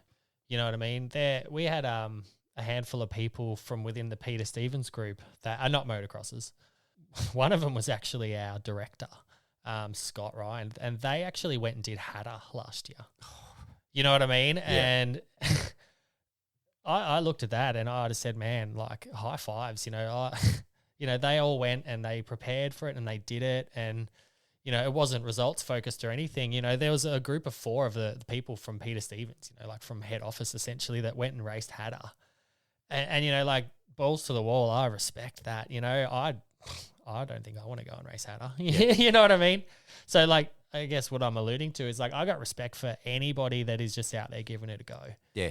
Regardless of who you are, man, whether you're going to the public track on a Sunday on your 2005 model CRF 250, or, you know, you come on a race the Nationals. You know, again, it comes back to, I guess, that fundamental passion for what we do. And that's, I guess, what spills into, like I was saying, with my job and things like that. It's that understanding of who riders are and why we're different to everyone else, I guess. Yeah. We've spoken a bit about motocross But one of the things that that I love about the sport, or one of the aspects I love about the sport, is Supercross. And you've had an opportunity in the past to ride some Supercross. Tell me a bit about that. Yeah, so that was something that I always felt comfortable riding. I grew up riding BMX a lot as a kid, and was quite comfortable with doing jumps and things like that. And I guess I was very fortunate for is that I had a Supercross track at my disposal. Yeah, my cousin Cade had a world-class Supercross setups over the years, and all the factory teams would come and ride there and test there and all that kind of stuff. So at that point in time, I was living 15 minutes down the road. So, for a very long time, I had a Supercross track at the palm of my hand that I got to ride. So I quite enjoyed that. My story, I guess, with the Supercross I have ridden hasn't been that pleasant. I actually had a number of pretty bad accidents. I broke both my legs at the same time at Ride Park 2016. I've seen that video. The video, yeah, I've posted that on social media. So that was preparing for 2016. That was actually my third day on the bike riding Supercross, second or third, and felt comfortable quick, went to the track and done all the big rhythms and, triple in, triple out, all that sort of stuff. And yeah, it was just one of those blue groove moments at the end of the day where the wheel span on the up ramp. And, so there was that. Obviously I had a crash in the qualifying at the 2017 round at Melbourne, which ended up, the injury was pretty bad. I actually had a brain bleed, believe it or not. Oh no. Yeah. So I had a concussion that was at the point where I'd had blood on the brain. And, that was actually what stopped me going back on the union job sites. Yeah. Because I was working as a commercial roofer. And they said there's no way known the union are going to let you get up on a roof with a recorded brain injury for a certain period of time. I think it was like 6 months. Yeah, yep. And obviously, you can't not have a job for 6 months. So that was unfortunate, but ultimately, in the scheme of things, somewhat fortunate, that I ended up, that was the universe pushing me out of the trade industry and it pretty much pushed me straight into the role I'm in now. So I would love to race another Supercross, but it's just such an investment, man. I think it's one thing I genuinely I can go to a Supercross track, spend half a day figuring it out and feel pretty comfortable riding it. Yep. But it's another thing to race it. Yes, yeah. And 20 other bikes. Yeah, that's the other thing. So I think especially now at my age, and the amount of injuries and stuff I've had, the risk component probably doesn't justify me investing in doing it. And obviously not having access to a track like I used to anymore. My Uncle Trevor has moved up to Echuca now and, semi-retired sort of thing. So we don't have the farm like we used to have. Yeah, I think I just get a kick out of riding a track now rather than, and that's the other thing where I think, especially in Australia, there's no real grassroots Supercross events anymore. Totally. I got really, really excited last year when, Pro Tracks, Josh and his family ran the Arena Cross event. And I thought that was such a fantastic stepping stone for people to get their feet wet again and start riding Supercross sort of style tracks. And, I really hope to see that kick off again. Yeah. Because that's something, I'd love to see more of that. Man, it was awesome, and that was another thing for me, racing the SX1 class. I was racing against guys like Brett Metcalf and Matt Moss and Hayden Melross and, guys that I idolize sort of thing. It was a really cool experience. And the tracks were relatively tame too, they weren't, I guess the risk factor of riding a Supercross track where there's very little room for error, there was a little bit more room for error riding these tracks. Not as steep, the whoops weren't as big, but it ultimately invited people like myself to come and race. So I think that the sport definitely needs that to happen. There, we were talking earlier how, we wind back the clock to the early 2000s where there were a lot of, local Supercross races and stuff like that. And it just doesn't seem to happen anymore. It's like, hey, you want to ride Supercross, it's either AusX Open or you don't do it. Yeah. Well, one of the opportunities I've had through the podcast is to talk to a lot of privateer riders, and a lot of them definitely want to race Supercross and are entering the Supercross, but they don't have access to the facilities, and they're riding like Supercross tracks half a dozen times before they go race the national series. Exactly. And that to me just I wasn't sort of aware of that, or hadn't thought about it to that sort of degree, and it just, I can't fathom it. And you're right, man. And it's such an investment if you really want to do that properly, you know, you've got to have a proper track built, and not only have it built and obviously outlay the money, but the upkeep in maintaining a Supercross track. It's unreal, man. You know, there's, you know, at the end of every day, it's 2-3 hours in the skiddy, you know, patching it up, and you know, you spend a full day of riding a set of whoops with, you know, 4 or 5 fast 450 guys, and I can tell you by the end of it, they're cupped, man. They're toast, you know. So that's the other thing, you know, like it's an all or nothing sort of investment to do it, and that's where I think the Arena Cross series was so good, because it bridged that gap. And you know, guys like Cruisix were fantastic. They actually tamed their Supercross track back and made it that we could go and ride it. Yes. And again, it was more of that stepping stone component rather than, hey, it's OzX Open or you're not doing anything. So, like I said, I would really love to see more of that. That's the sort of stuff I want to do. Yeah. You know, I would love to be racing that sort of stuff. But if it happens or not, you know, that's it's not up to me. That's the thing. So I've had this thought quite a bit lately when I've been thinking about Supercross, and I haven't dared to open my mouth yet. But when it comes to a national series, one of the thoughts that I had was that maybe as an Australian series, like the Australian Supercross, that we actually tame down the Supercross tracks a little bit. I know, especially last year, they really tried to replicate sort of the US and international style tracks with the big whoops and, you know, some fairly unforgiving obstacles. And we saw a lot of our local national riders come to grief.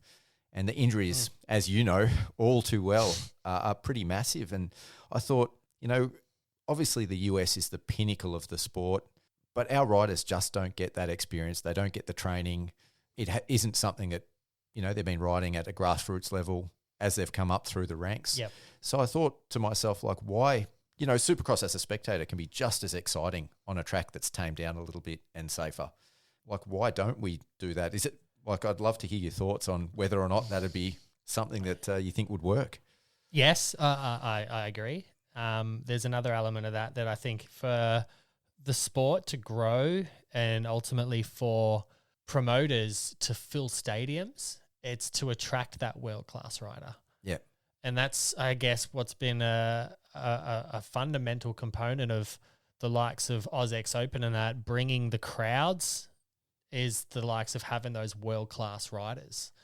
And, you know, having those guys, you know, essentially they don't want to come halfway across the world to race an arena cross track either. You know, it's a double-edged sword, man. I think, you know, the promoters and all that, it's within their best interests to fill stadiums. Yes. And have the sport grow. I think what Adam Bailey and all the guys are doing at WSX is fantastic.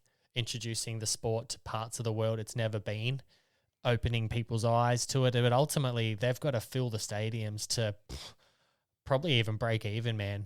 To be honest, you know, like, I'm sure there's a lot of financial outlay that goes out behind doing that. So, you know, you sort of really do need those world-class guys to bring the crowds, which ultimately the track has to follow suit.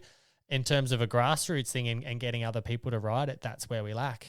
Yep. Because, you know, again, you know, where do you go and ride that? Where do you practice that? Where do you go? You don't. That's the simple answer. You don't, man. You know, so yeah, I think you got a very valid point, man. It's definitely a double-edged sword. Well, I'm going to play a little bit of devil's advocate here too then.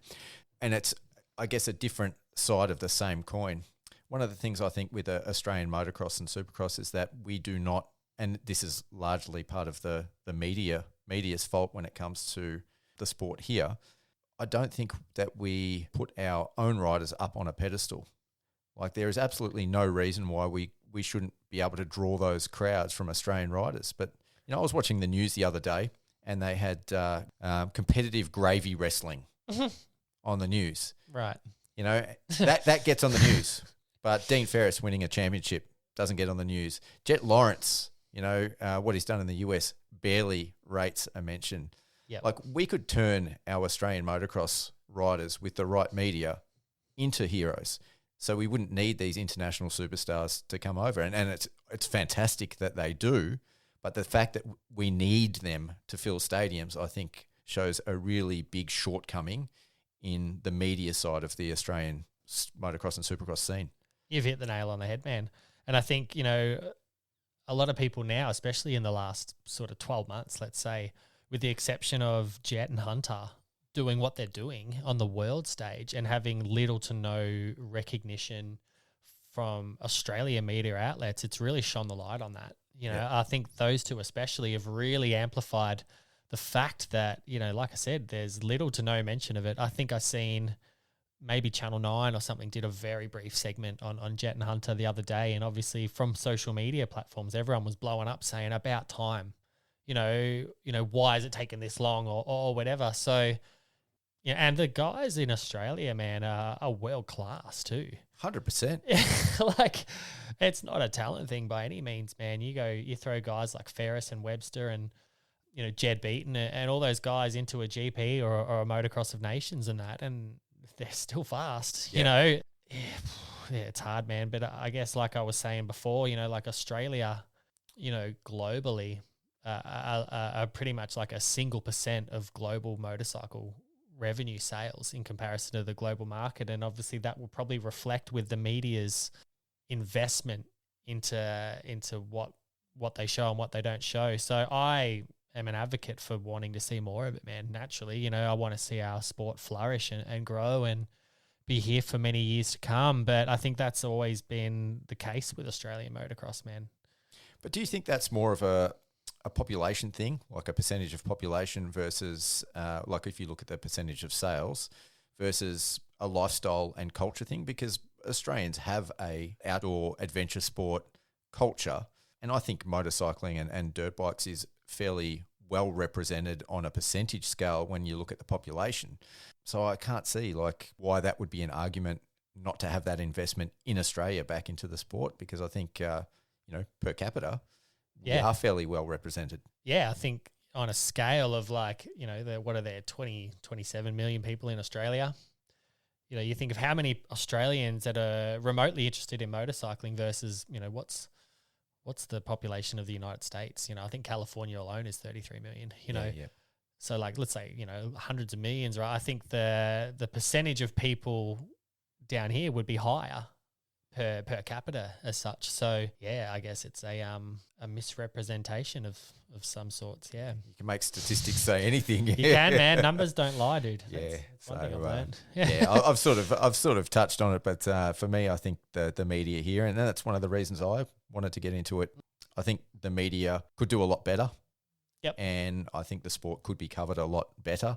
Not to say that the people that are covering it at the moment aren't doing a good job. Yep. It's just, you know, you look at the amount of media that you get, say, at the ProMX Nationals. This was my first season. It was my rookie season covering the ProMX Nationals, and look at the various nationals. There was anything sort of between, for the most part, 10 and 20 media covering, you know. Yeah, most of them independent. Yep, the sport at the highest level. Most of them independent too. So, I think there's a lot of room for growth on that aspect. And I guess on the growth, you know, I think looking at I guess the emergence of independent media guys with going back to the influence of social media has been huge for the growth of our sport. You know, you look at America, for argument's sake, like the guys at Team Fried and what they started doing and just documenting their lifestyle and the racing. And then all of a sudden, you know, I spend most of my time during the week, if I'm watching television, it's watching a lot of the riders having their own YouTube channels and stuff.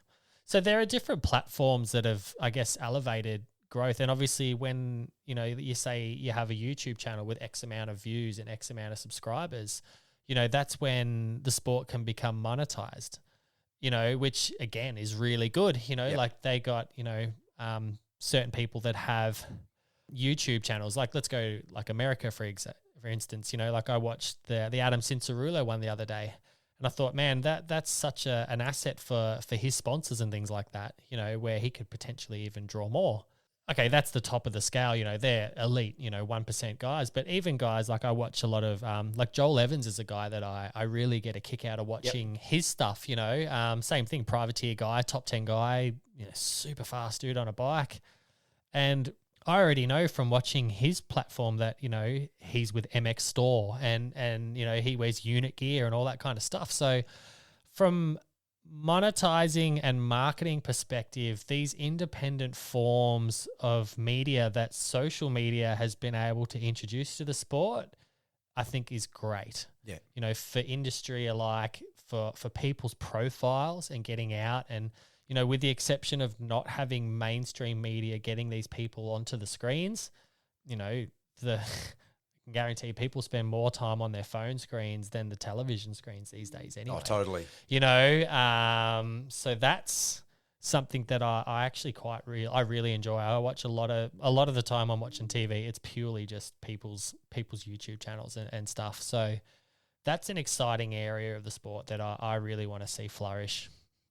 You raise a really interesting point, actually, and it's, again, something I've given a fair bit of thought about, and I've really experienced firsthand over the last few months, talking to privateers, taking photos and sending them out to privateers and sharing, trying to help them promote themselves. And one of the things I've noticed is a lot of privateers in Australia, and this goes to me working at the track as well, they don't treat it like a business. They don't promote themselves. Yep. So you can provide them with the media. You can provide them with the outlet and the platform to be able to promote themselves, and they still treat it very much. And this is not to shit can anyone, but I think there's, again, a lot of room for growth there. You know, they very, very, very much underutilize social media and media in general to promote themselves, to create an income, to monetize. Yeah, to monetize, Yep. to promote their sponsors.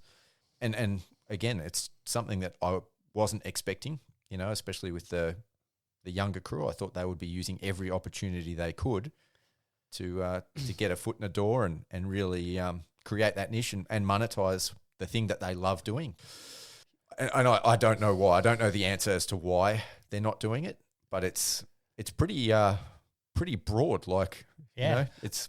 I think getting back to that, you know, love them or hate them, I think that's something that the Deegans have done very well. And I think hugely. I think Brian Deegan has essentially been the pioneer of a lot of that with what they've done with Hayden. You know, Danger Boy essentially is the alias that they've created. And I think getting back to what we were saying before, I think we are maybe a little bit behind the Americans. I think the Americans are doing it really well, and they've clued onto it. You know, just about every rider over there, you know, Chase Sexton, the Lawrences, Danger Boy Deegan, you know, they've all got their own YouTube channel now pretty much and I hope it does catch on, man, because again, what monetizes our industry feeds our industry. Yep. And from marketing perspectives for companies to look to branch out outside of the norms of what they've always done, this is a fantastic avenue for them to do that. So I think it's a good thing. I think the Deegans have really set the bar with what they've done with Hayden and I guess opened people's eyes to it. You know, there are kids now that are going to races in America just to see Hayden. Yeah. Because they grew up watching his YouTube channel. So, okay, you talk about the growth of the sport, you talk about expanding, you talk about drawing people from unfamiliar elements of the industry and how we're going to get people in. And that's what it is. You know, there were kids that were on YouTube as kids and they watched his channel, and all of a sudden the good thing with Hayden is they've watched him grow up as a kid. They almost have that emotional attachment to him now where they go, man, we watched you since you're a kid. You know, you're at this age and we feel like we've been along that journey with you. Yeah.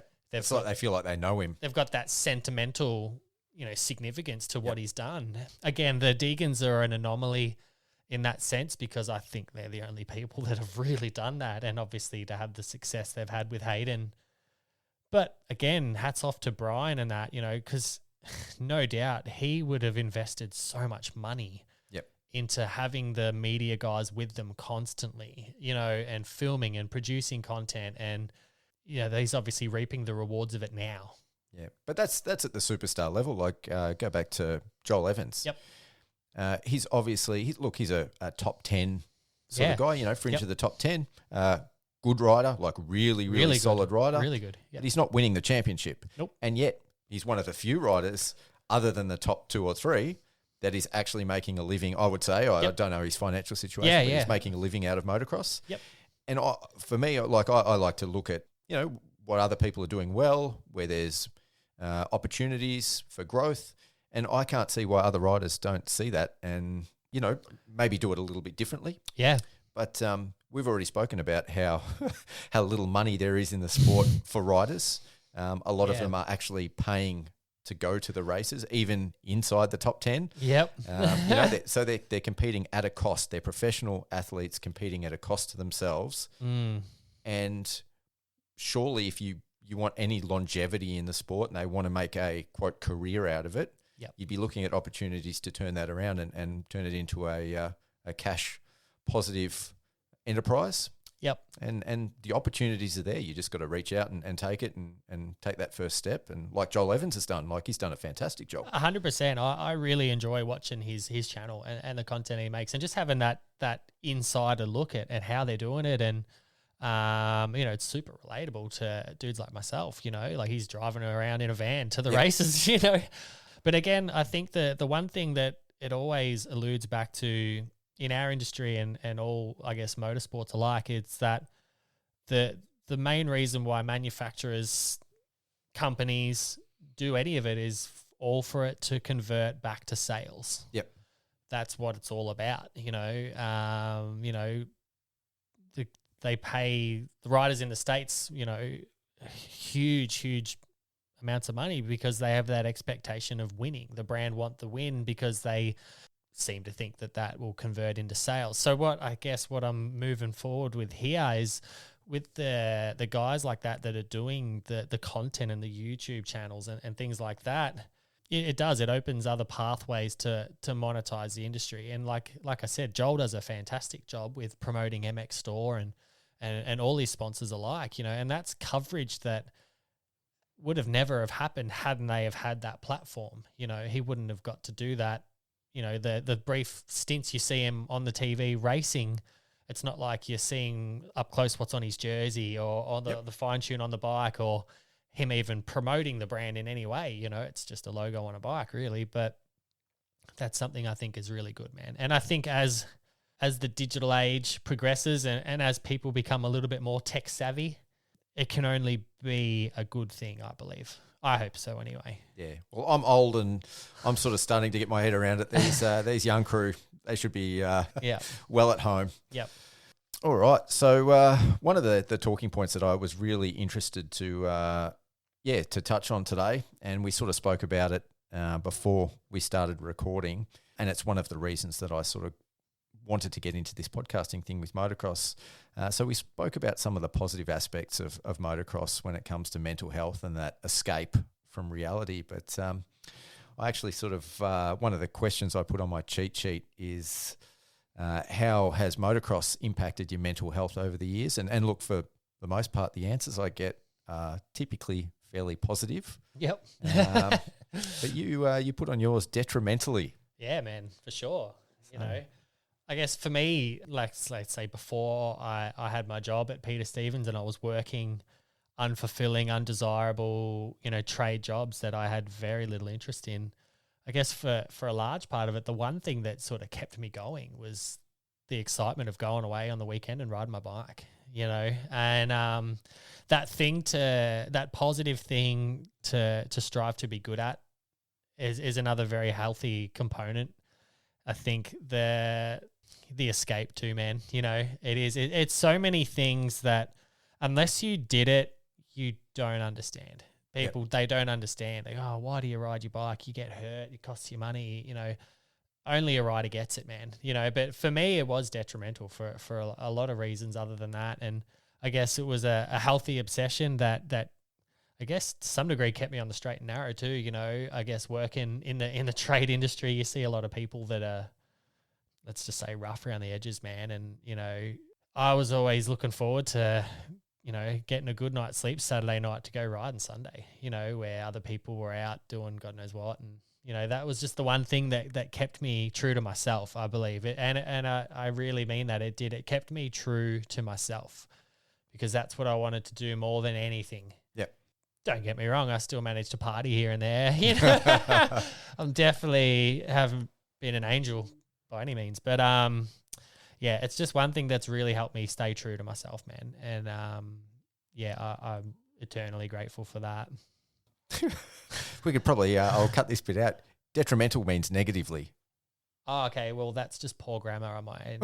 Yeah. You mean instrumentally? Instrumentally, let me say, yeah, there you I go. thought this is going to be like super interesting. Like Nah. you've had this whole career in the industry and this whole thing as a writer. I'm like, so why would it be negative? Like why would it No, overwhelmingly I'm be gonna have to negative? pick up my thesaurus on the way home and sharpen up my grammar. No, I've got to leave this in now because yeah. it's pretty funny. Nah, it's fine, man. Yeah, well, it makes sense now that I've explained it. But yeah, no, it's definitely been Instrumental. instrumental. Let's run with that. Instrumental. Very positive. Yeah. Very positive. Yeah, Unreal. Yeah, very positive. Yeah. Despite, some pretty big accidents. So Yeah. I thought that's where this was going to go. I thought, Nah. maybe you've spent some time in a hospital bed and in have. recovery. Yeah. I have, but it's all part of the experience. And I think we touched on this earlier, man. It's sometimes it can be character building to get hurt, man. And I think not enough kids these days go out and fall off their bike and skin their knees, and Totally. and like I hate to say it, man, and there's just I feel like that it's just a generation of pussies, man. Yeah. Like, to put it blunt, But you only have to injure yourself like you've done, and you look at people's reactions to that, and it's Yeah. like, oh my God. they're terrified. Yeah. It's like, And it's oh, like, it's I'm just the a one couple getting of- hurt, man. Yeah. Chill out. It's funny you say that because, a lot of people, you say, oh, you should stop, or, why do you do it? And it's like, well, if I'm not scared of getting hurt, why are you scared of me getting hurt? Yeah, 100%. Yeah. Stay in your lane, buddy. Yeah, dude, I'm good with this, man. Whatever, Yeah. No, totally. It's all character building, man. I can definitely say I've amounted to a lot of character. Let's say that. Yeah. Yeah.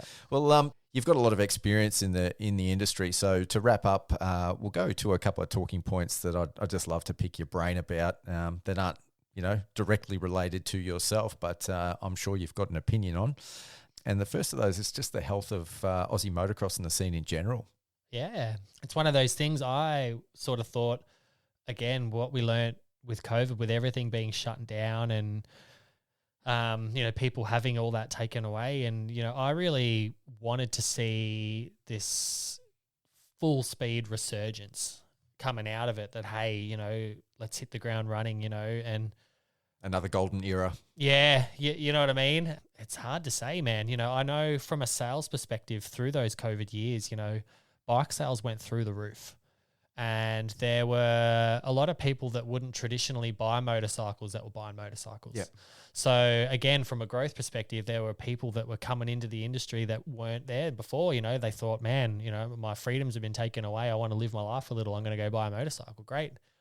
How many of those people now still have them is something that I'm starting to query.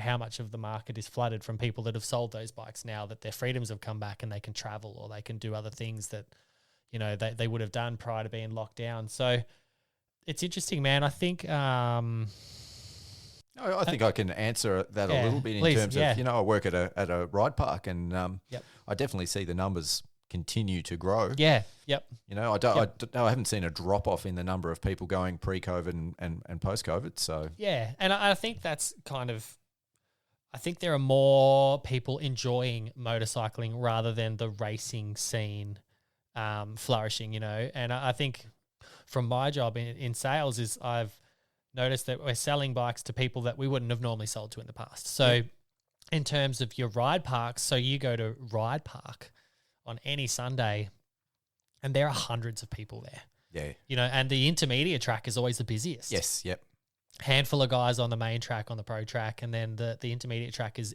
wild. They're the people that are buying bikes. So I guess from that respect, yeah, it's healthy.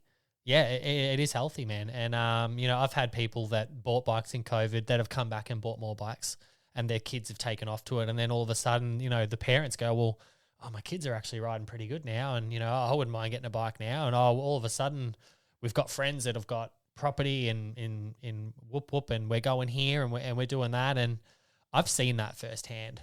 And again, as horrible as the COVID experience was, man, our industry benefited from it greatly. So through your lens, working at the dealership, the sales sort of that you refer to, were they largely like adults? Were they kids? Has it changed through and post-COVID? Has it been largely the same? Like, who's buying the motorbikes, I guess is my question. Well, legally, I can't sell a bike to anyone under the age of 18, but No, but their parents are obviously they're buying them for the kids. So. Exactly, yeah. Strange, man. It was such a weird time. I can't pinpoint it to any singular demographic. I do think that as much as the wildness of it has stopped off, we've come back to what has become what we know as a normal sort of selling demographic now. There are still new people. There are still people buying their first motorbikes. Yep. You know, which continues to excite me. So that's something that, in terms of the health, I guess what we're going back to, the health of the industry rather than, let's say, the sport.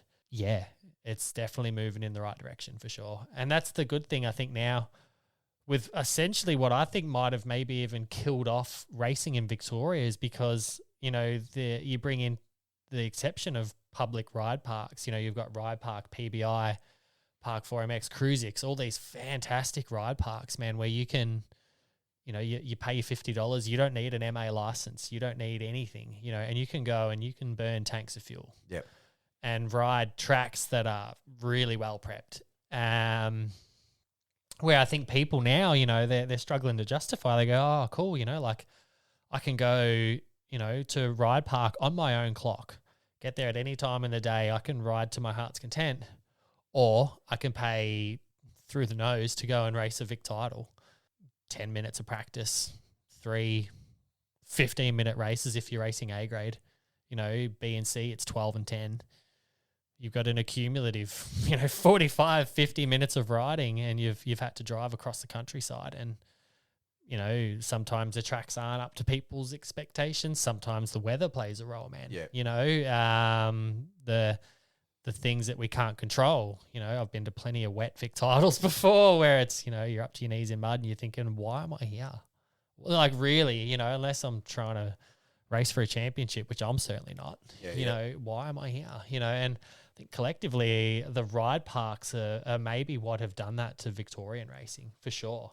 But again, the industry have benefited because more people are riding bikes. So double-edged sword again, man, you know.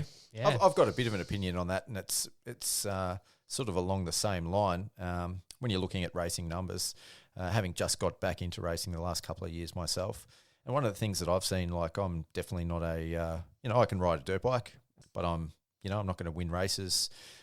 At best mid-pack, you know, towards the tail end. But at the top end of having fun, though, yeah. Oh, massively. Like, that's why I'm here. It's, you know, I've got no ego about it. Exactly. I'm out there, and look, I'll be honest. My first race a couple of years ago, you know, there's a bit of history there from when I was a kid, and my parents, you sort of had the same experience. You know, they nearly got divorced over me riding when I was a kid. A friend of mine had a bad accident. Like, my parents fought about me riding, and ultimately ended up selling my bike, and I was a kid and had no means to keep going. And I was devastated. So, look, when I got back into it, I was driving to my first race, and I actually shed a tear, like, on the way there. It meant that much to me. It meant that much, yeah. But going back to my point that I wanted to make is one thing I see at the local races, and it kind of disappoints me, and I actually think it impacts the number of new people transitioning, say, from the ride park to the racetrack, especially at a local level, is I see a lot of these clubs prepping these tracks in ways that are trying to replicate like what we see on TV when we see, you know, we watch a national. I look back at Hallam when I raced as a kid, and it was largely a hard pack track. A lot of the tracks I raced and rode at as a kid were the same. And now, even at the local level, you know, I see them ripping tracks 300-400 mil deep, watering the bejeebus out of the track. And, you know, I go to one of the ride parks, and for the most part, I can ride the track pretty well. I go to a racetrack, even at the club level, and sometimes I struggle. And I think that definitely impacts new riders coming. They see that or experience it once and don't want to come back and do it again because it robs that fun factor from an experience level. It's not welcoming. And so I think that's one of the things, personally, that is impacting the number of new riders at the racetrack. It's a fine line, man, because So we, down where I live, our local track, Hastings, Mornington Peninsula Motorcycle Love Club. Hastings, yep. Fantastic facility, right? And DC, the president there, anyone who knows him knows that guy literally pours his soul into that place. You know, he's one of the hardest working, most dedicated dudes out there. And the feedback that I think he has managed across the time is, he'll have a day where he'll rip it and it'll get ruddy and technical, and you know the racer guys are loving it. Yep. This is awesome, and all the other guys are going, it's too hard, it's too ruddy, it's shit, I'm having a horrible time, I'm not enjoying it. I can tell you right now, man, public tracks don't make their money from racer guys. Yeah, totally. I know that firsthand. Yep. You know, it's your weekend warrior guys, man. They're the guys coming, they're the dudes that want to enjoy it. So that's where it's hard to keep everyone happy, as we talked about. And I think that's where he does a phenomenal job. Yep. Because he'll rip it just enough where the insides get nice big ruts, the outsides are nice and smooth, you know, you can roll around. That's the happy medium, you know, that... So why can't we have that at a racetrack? No, it's a serious question. Oh, dude, I'm going to get myself in trouble here. But yeah, I've had so many, disappointing experiences. I've gone to a Vic title and the track is just dog shit. Yep. You know, and it's like, this is a state event, you know, why? I raced a Vic title at Albury 2022 and I was walking the track before practice and it was bull dust. Yeah. And literally, I remember in practice, 2 or 3 corners in, I couldn't see where I was going. To race it the next day and it was a swamp. Yep. It didn't rain, man. You know what I mean? We went from one extreme to the other. I was racing Vets on the Saturday, MX1 on the Sunday, and I rode 2 completely different tracks, and both of them were garbage. Yeah. Yep. And it was that same thing I was alluding to. You know, I think I found myself saying, why am I here? I could have gone to Ride Park 50 minutes from my house. I've driven 4 hours to Albury. I've paid X amount of entry fees. I've posted myself up accommodation. I've put a clutch in the bike, whatever. Did I enjoy it? No, it was horrible. You know, and there's been countless times where that's happened. You know, do I blame the sport? No, not at all. The worst thing is, man, a lot of these tracks are getting prepped by volunteers, dude. Yeah. Yeah. So there's not one part of me that is pissed off at the guy that came and worked for free. Oh, 100%. And prepped a track off his own back, you know, for no money. Respect, man. Thank you for what you did. Did you get enough support to make the track? Unfortunately, no. And that's what a lot of it comes down to, man. A lot of the people that are having the rounds at the races, man, the guys that are prepping the track are doing it off their own back. They're either volunteers or they're the club committee members that are and I think that's doing the hard yards. Again, like, not to take anything away from them, a lot of those volunteers have kids that are racing at the higher levels as well. And I think that's one of the aspects that, you know, they prep the track in a way that suits those high levels of racing. And look, I'm in no way advocating to have flat hard pack, bull dust tracks. Like, I love a ripped track. Yep. I just think there's a happy medium somewhere there, you know, and I think well, in my experience, I'm seeing either extreme, you know, the track that hasn't been touched or the track that's been ripped 600 mil deep and, you know, ruts up 30 ruts per corner. A lot of it comes down to knowledge too, man. Like, I think with the exception of newer people coming into the sport and, you know, say a lot of the older tracks, you know, the committee members have moved on, and a lot of people, plain and simple, just maybe don't know how to do it right. Yeah. And there's an art to it, man. You know, prepping a track, it's not as simple as you might think. Oh, and it changes from day to day. I mean, you know, I do a bit of the track prep out at PBI, and you get a little bit of rain or no rain, and, you know, it's different every day. And ultimately having the machinery and utilities to do that job. Totally. Makes a big difference. Is an expense too. You know, you look at Ride Park, you know, it is essentially what I would deem a world-class facility. But look at the machinery they've got, man, at their disposal. You know, like that's what makes that joint what it is. So, yeah, I've got nothing but respect for the clubs that are putting their hand up and getting these state title races and things like that. I do believe that there's a standard that needs to be met at a state title. Don't get me wrong, there have been times the tracks are phenomenal. Yep. But yeah, there have been a lot that haven't too, you know. And you watch as the series goes on. You go to the first round, you know, MX1 class. It's 30 bikes, and it's normally at one thaggy or something. You know, you go 2-3 rounds in, and there's 6 or 7 guys in the class, and they're all racing for the for the trophy kind of thing. So, how do you make it more appealing? I don't know. But I think with the exception of having such good ride parks to the public, man, the bar has been set very high. You make a good point there. Yeah. And one thing I think that shouldn't be overlooked, and again, I've seen this firsthand, the amount of time every day that goes into prepping the track. Oh, yeah. That blew my mind. Like, it's 4 to 6 man hours minimum to prep the track for a day of riding. Yep. You know, between tractors and watering and, you know, and a tractor ripping or peg rotoring or power harrowing a track, you know, it's a 20 to 25 minute lap.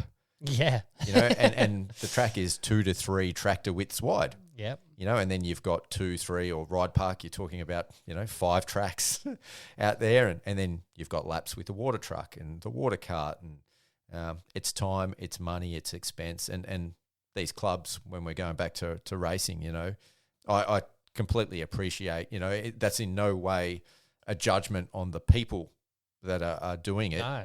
I think just the approach for me is where it could be better to grow the sport. Definitely, man. Yep. No, You know, to grow the sport. I totally agree. All right, before we go, just one last thing. There's been some news on this front lately in terms of the World Supercross having dropped a couple of rounds, but it was something I wanted to get your thoughts on. The World Supercross, the bigger picture of the World Supercross in terms of, you know, on a world level of the sport, the AMA, the local scene, where it fits in. Yeah, I just wanted to get your thoughts on that. Actually, a little bit in the dark with that. So I actually don't even know the depths of what has happened with World Supercross and what's been dropped and why. And yeah, obviously it's challenging trying to break through and do something new. I fully support it, man. I think it's great. Like I said, the more countries that they can introduce our sport to, the more bums on seats in stadiums that wouldn't have seen it in the past. And ultimately, I think for the riders, you know, I was, again, fortunate enough to meet Ken Roxon. Yes.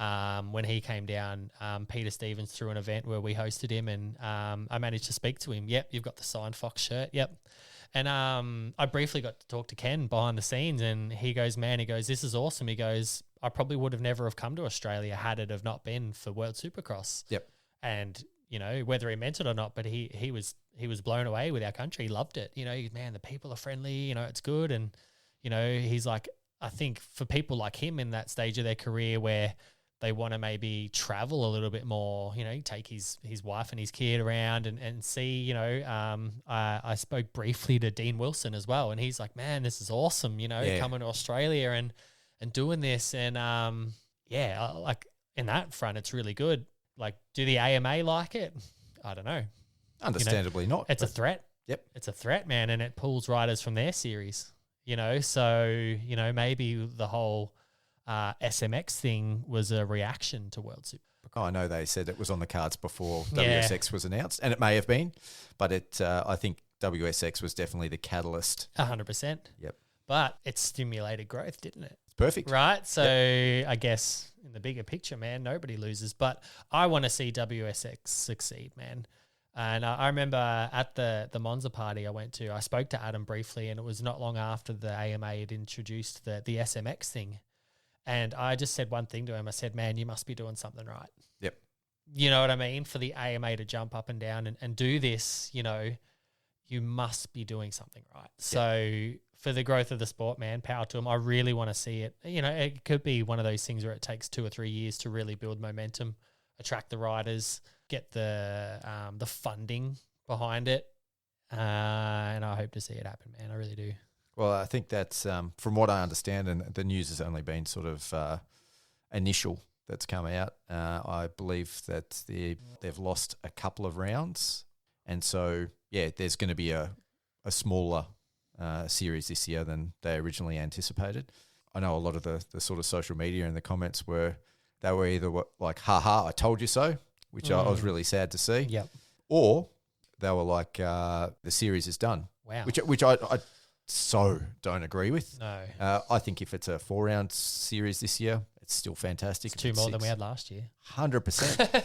and you sort of touched on it already. I think the more of these events, whether it's, your local Supercross, whether it's World Supercross that we have, I think as far as the sport goes in general, it gets more eyes on the sport. It gets more opportunities for publicity. It gives more opportunities for riders, and it brings money and sales to the sport, which leads to growth. And external money too. Yeah. Not money from within the company funding the company.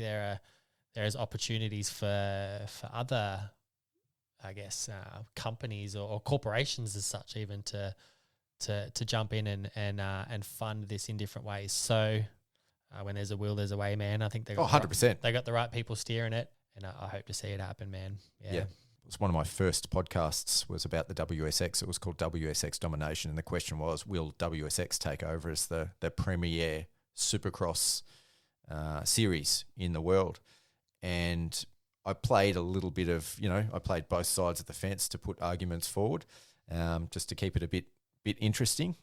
But when you look at what they're modelling it on in terms of MotoGP and Formula One, that's sort of the broader model.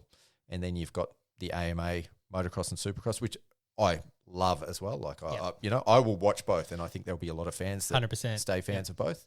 But the AMA Supercross series, from what I could read and the information I could get, they get about 20 to 22 million viewers, individual viewers a year of the series. Formula One and MXGP are around the 460 million. Whoa. So is WSX ever going to be of the scale of MotoGP and Formula One? Probably not. No. But there is a big scale, a big spectrum that it could potentially fall in between those two, which would be fantastic for the sport, Yeah, there's a lot of opportunities to bring new viewers and new eyes to the sport when you're talking about going to countries that have never seen it. And as we sort of touched on already with Supercross and the lack of opportunities in Australia to ride at a Supercross track, there's going to be more opportunities from places to ride, not only in Australia, but in other countries as well. The riders are getting paid more. There's more eyes. There's more opportunities for investment.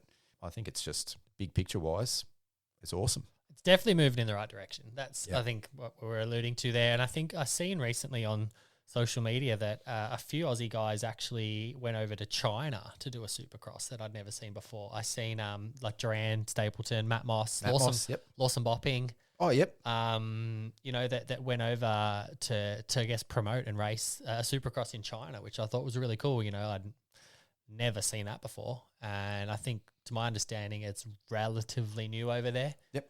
And it looked like a massive event, though. And it did, and they've got the population, man, in terms of numbers and people, and I guess, like I said, promoters want bums on seats. That's a step in the right direction too. So I was actually quite, it was cool to see that. I was actually looking at something or reading something the other day, and it's kind of relevant because it was talking about places like India and China and even parts of the Middle East where in the past they've had no middle class, and middle class is where motocross and motorsport finds its home. Mm-hmm. But in the last 10 to 15 years, those places now have a solid middle class demographic. So opportunities for motorsport to start flourishing in those countries is going to be, and locations is going to be there, and that's sort of a really positive thing, I think, when it comes to series like World Supercross. They're big markets, man. Yeah, massive markets, a lot bigger than Australia. They're big markets, dude. Like I said, we're a tiny little speck of sand in the global scheme. So yeah, like I said, man, if we can tap in and I guess penetrate those markets and get a bigger piece of the pie for everyone around, then it's great, man. It is, yeah. And I think those sort of things are far bigger than us, in terms of, you're talking about the separation from, lower class to middle class. Like, I was actually blown away. I went to America for the first time last year. I went over to Fox, seen the guys over there, spent a little bit of time in LA, man. And I think the thing that really culture shocked me the most was the gap between literally poverty and upper class. I walked through the Sunset Strip in Hollywood, and I literally seen people driving in Bentleys past people living in tents. Yeah.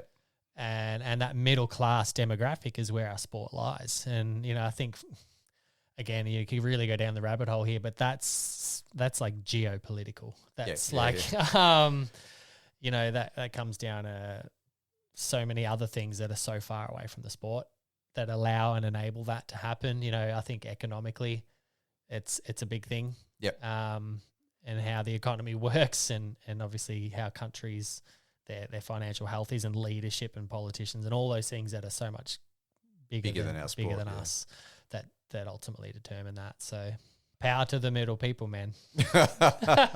We're the working class. That's it. And we need our outlets. We're human beings, man. Yeah. 100%. Well, look, it's been an absolute pleasure having you in studio. I've got a few podcast ideas for some upcoming shows, and I would love to have you back again. Awesome, man. No, it's been a pleasure. It's been really good to connect and chat, and I hope people that listen to it think it's good. Yeah. No, I'm sure. Like, you speak really well. You've got a lot of interesting opinions and thoughts, and a lot of insight into the sport. So, no, I've really enjoyed it, and I'm sure the listeners will too. Rock and roll, man. Thanks for having me. Cheers. Thanks so much. And that is it for another episode. Thanks heaps to Dean for joining me in studio. I really enjoyed this one, and I'll definitely try to get him back in the Wolf Den again in the future. We've got some new format shows coming up, and I think he would be an awesome addition to those. A big thanks again to our promotional partners, Graphics by Aqua, SPMX Suspension and Engine Performance, Death Grip Products, Works Racing, and Wolf Building Compliance. And the biggest thank you of all goes to you people that have tuned in to listen.